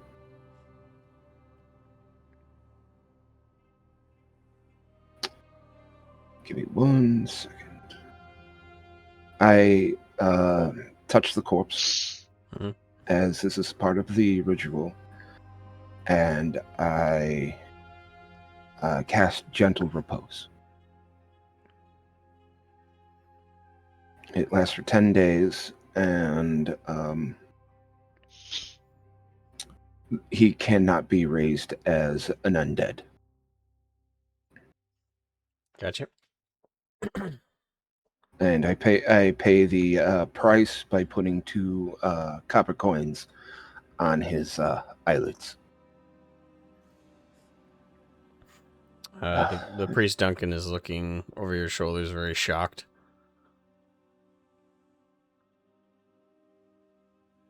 Turns over to the priest. We did this out of necessity to serve a higher purpose. As I stand up and wipe the sweat off my brow, it's like, as I said before, child, I am a chronicler of the dead. Every death requires a story to be told, so that they may unburden themselves in the next life and be judged fairly. I believe this man has done that.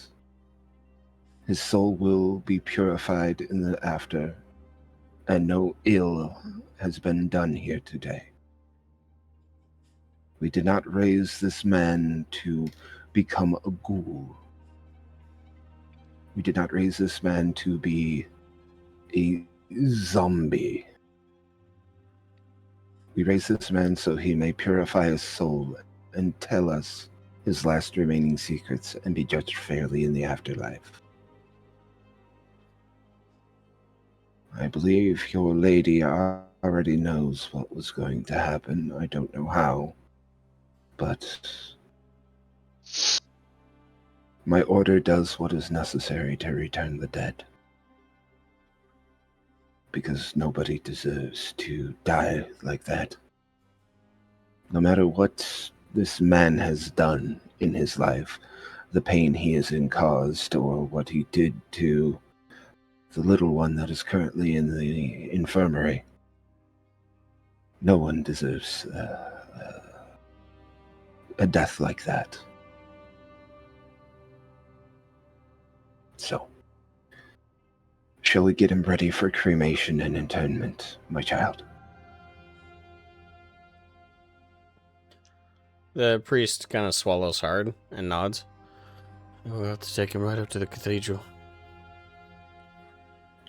Well, first let's wrap him in the sheet and tie it tight.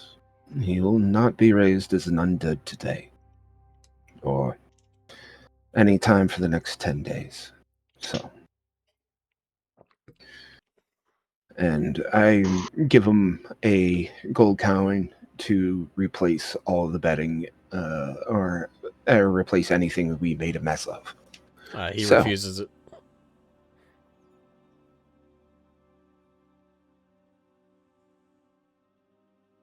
Okay. Well, shall we get this man properly interned and cremated? Hi. So for the others in the party, y'all are still at the bar. Starting to turn to the evening.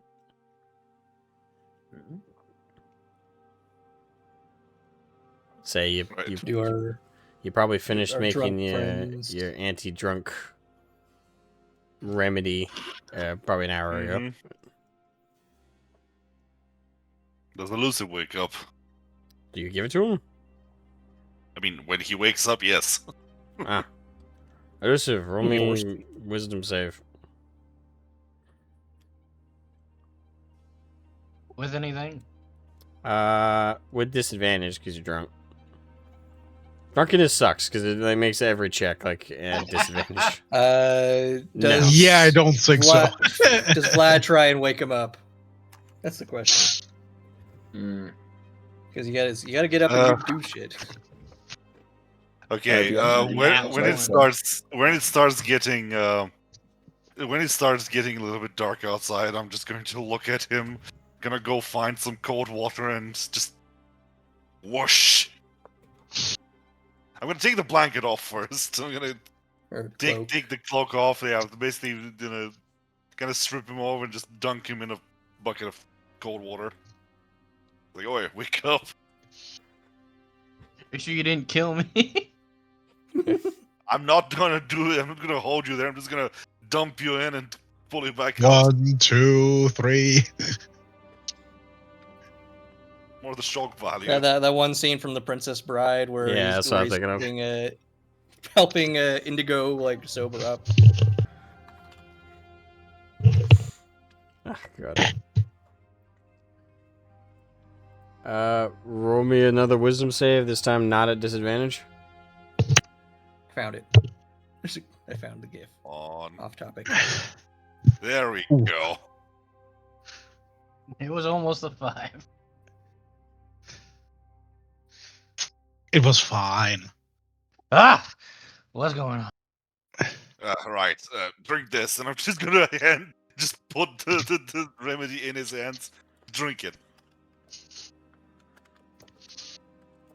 More poison? Just trust me. I did last time, and look where it got me. I'm just going to look at him. Okay, well, you know where it is, and I'm just gonna take it away. I already drank my portion, so I'm just gonna stand there watching him as the pain starts rolling crock. Why, you have a hangover? You do, but thankfully in game that doesn't have any major stat effects. Negative effects. It just makes you a It grumpy just sucks. Gus. I just sit there like kind of just. Yeah, you can always take that.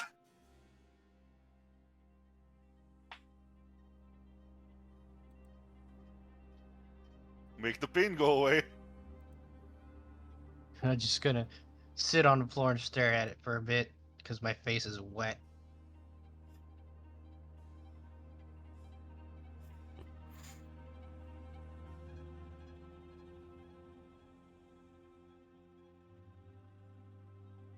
Right. Okay. I was gonna wait for you to drink it. I'm not gonna leave you that now. You'll have to convince me to drink it. Or Okay, don't. fine. I'm gonna take it. Slowly take a sip. Here. I already had mine.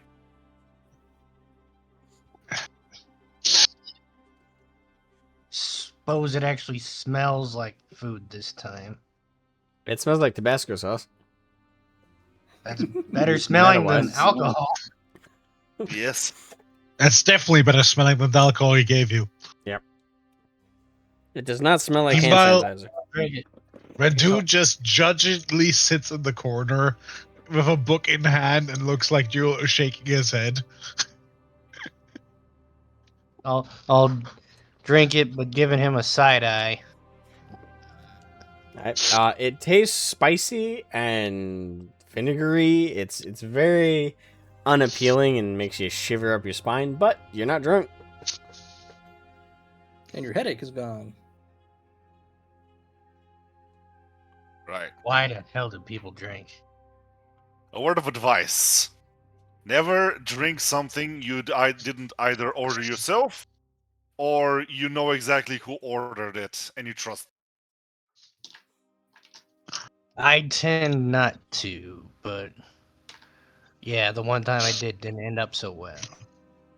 Yeah, you got used to it. Given lifelong elusive trust issues.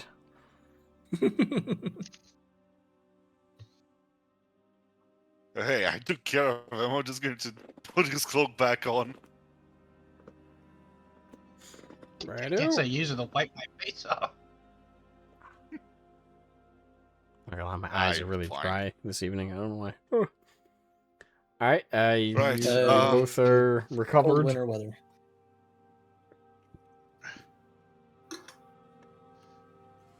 I'm gonna check if see if anyone's come back at this point.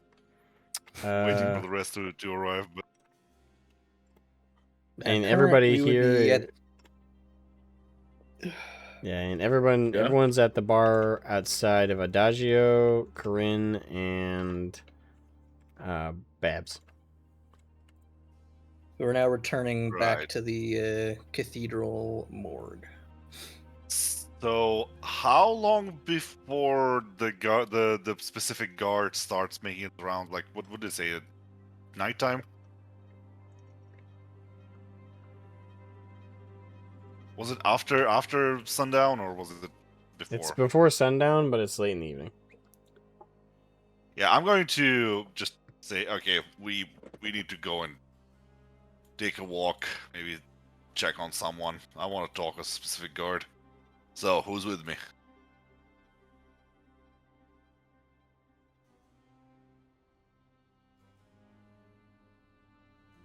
Come on, I need some people to distract them. What are we doing? I'll go. Distracting fun. people, I don't know. I need to talk to a He wants- specific guard, but we might need to He's night shift guard. get away any other company that he might be bringing along, any other guards that might be accompanying him. So, I'll go. It'll be funny. I suppose I Right. can You're do- very distracting. right then. And Yeah, I'm your going character is to. very distracting, Ludus. So I think you'll work very, very well. I want to go and see the area that I know that he's patrolling and kind of trying to judge if there's any like small alleys or other things that we can just duck into out of sight, I guess.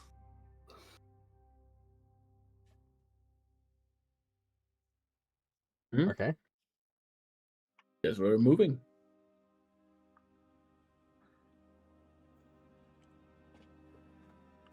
Wait, what are you trying to take out of So- sight? He's okay. going I to wanna the go and- locations that you heard about. That one guard that is Okay. less loyal, the old guy. So that was the north of the south gate at night. I want to go and check the area so I can set up a sort of a social ambush. Okay, good. This He is wants to hide in a back alley. we're coming up on a good Oh, spot. nice. We're coming up on a good spot to end the session with that then, because Yeah. All right, so the group that goes there heads to the south gate, and I won't be going there in hindsight. Well, yeah, you're at the cathedral. Yeah, you're sitting outside of the room of the little girl. Yeah. All right. So you head to the south gate, and you see 4 guards overlap at the gate. The one matching the description you were given by Andre is this really short dude. Almost for a second, you're like, "Oh, that's a dwarf." No, proportionally, that's not a dwarf. Not bulky enough, and certainly not a big enough beard. Maybe half dwarf. You see a fairly lean but muscular old man who's about 4'9", and he's standing in this group of other guards who are all severely taller than him. Some, like, 2 of them are 6 feet, one is like 5'8", 5'9". But yeah, there's one really short older guy there, and he looks semi-inebriated. The other 3 look annoyed to be around him, but they don't seem to be like actively bothering him, as they're just doing their patrols. Do you approach, or what do you do?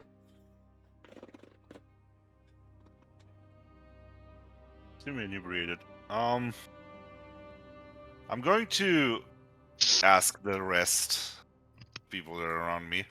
Okay, I'm gonna try and get him to come and talk to us, but just in case I need a distraction, and I'm going to show him a specific, like, certain sign or something I'm gonna do that would mean, okay, cause a scene. A small scene so you can distract the guards. So do what you normally do Yes. and bungle around.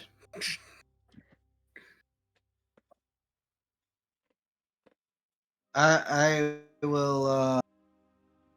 Oh right, I can't get drunk. Wow. You can act drunk. I could act drunk. Yes. Just- Or you could just act like a street performer. Or I could get drunk again. That is true. Just stay put, and if Elusive I need any asked earlier, distraction- why does anyone drink? First chance he gets. I want to do that again. Round 2. As I said, birds of a feather. Yeah, I look dead at Elusive behind me and Vlad and say, "You should have said something when we were back at the inn. We're not turning the side quest around now." mm,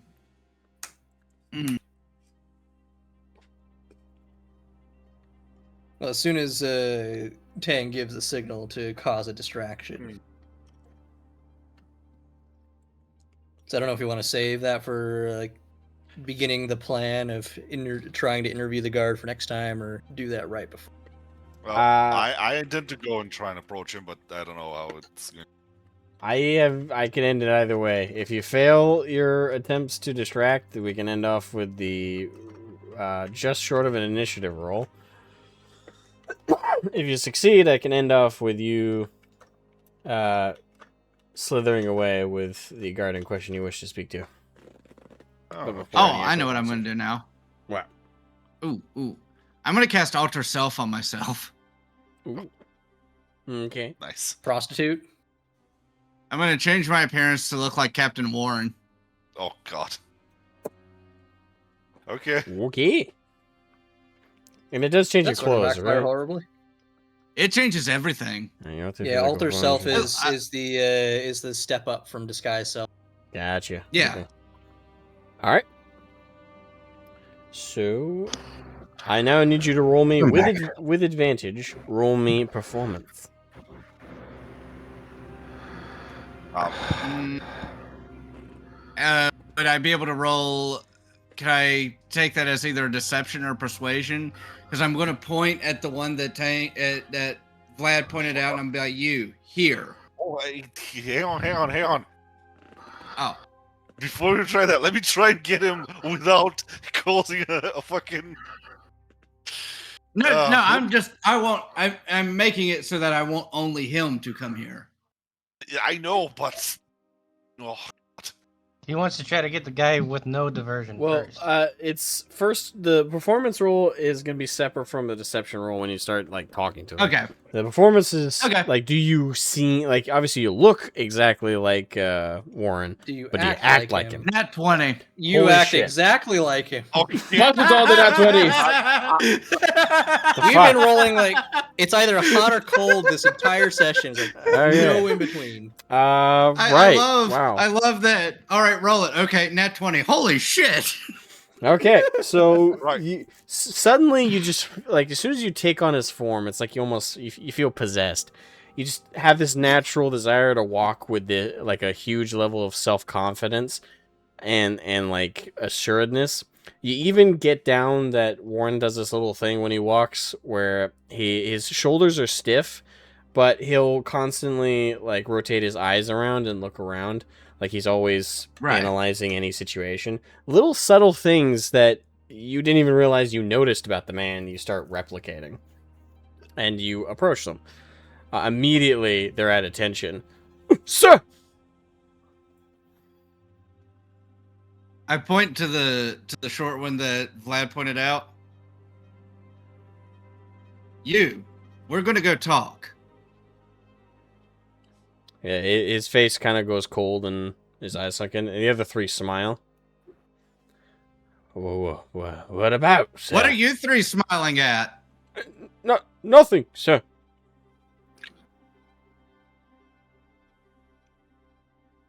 Roll me deception with advantage. Deception with advantage. Soft 19. Nice. So the other three look like they're, like, really tense and afraid of what's gonna happen. The older gentleman, like, waddles forward, and he looks terrified. Sir? What? Whatever I've done, sir, I assure I will not do it again, sir. So this is the one that Vlad pointed out that we needed, right? Yes. Okay. I tell him, you're going to walk with me. Very well, sir. He looks And then I look paler back than a ghost. And I look back at the other three, and you three better learn to wipe that smirk off your face by the time we get back. They all click their heels together. Yes, sir. and I start walking towards an alleyway where Vlad can meet up with us. All right. You enter the alleyway, and the old gentleman looks behind him and immediately draws a dagger. And that's where we're in the session. I am Just- pleased with this. Let's just say you did a little too well. One question: Excellent. does he draw a dagger when he gets into the alley or before that? He gets into the alley. Okay. Basically, he sees Warren with his back turned in an abandoned, seemingly there. Presumably, And he Vlad thinks hiding in the he's probably shadows about ready to nearby. die. Or is this his chance to kill this son of a bitch? Oh, don't worry. I have a plan for that to where he's not. Well, he might still want to stab me, but he won't Yeah, want it to stab depends me if- because I'm If, Warren. Vlad is currently also right behind him, or in a Yes. position to jump him. Yeah, that was my idea. I'm literally gonna be like, okay, no, hang on. Well, because it's a free action to drop alter self. Yeah, it'll be probably a quick series of rolls. Either Tang jumps out, sort of grabs him from behind, and then drop the spell. However, it falls. We shall see. But if you could get through the whole thing without dropping it, then you got this guard who's convinced Warren's up to other shady shit too. Oh no, Potentially. we're not gonna play that game. That's a dangerous game. That's a very dangerous game. Very, very. Anyway, that's going to be it for this episode of the Shadows of Valakia campaign. Hope you all enjoyed this episode. If you did, make sure to leave a like and subscribe, and we will see you guys in another 2 weeks. I know I'm having a blast GMing this whole thing. Hopefully my players are having a blast, and we're definitely looking ahead to some very fun but dark adventures along this journey. So anyway, see you guys next time. Bye-bye. Yay.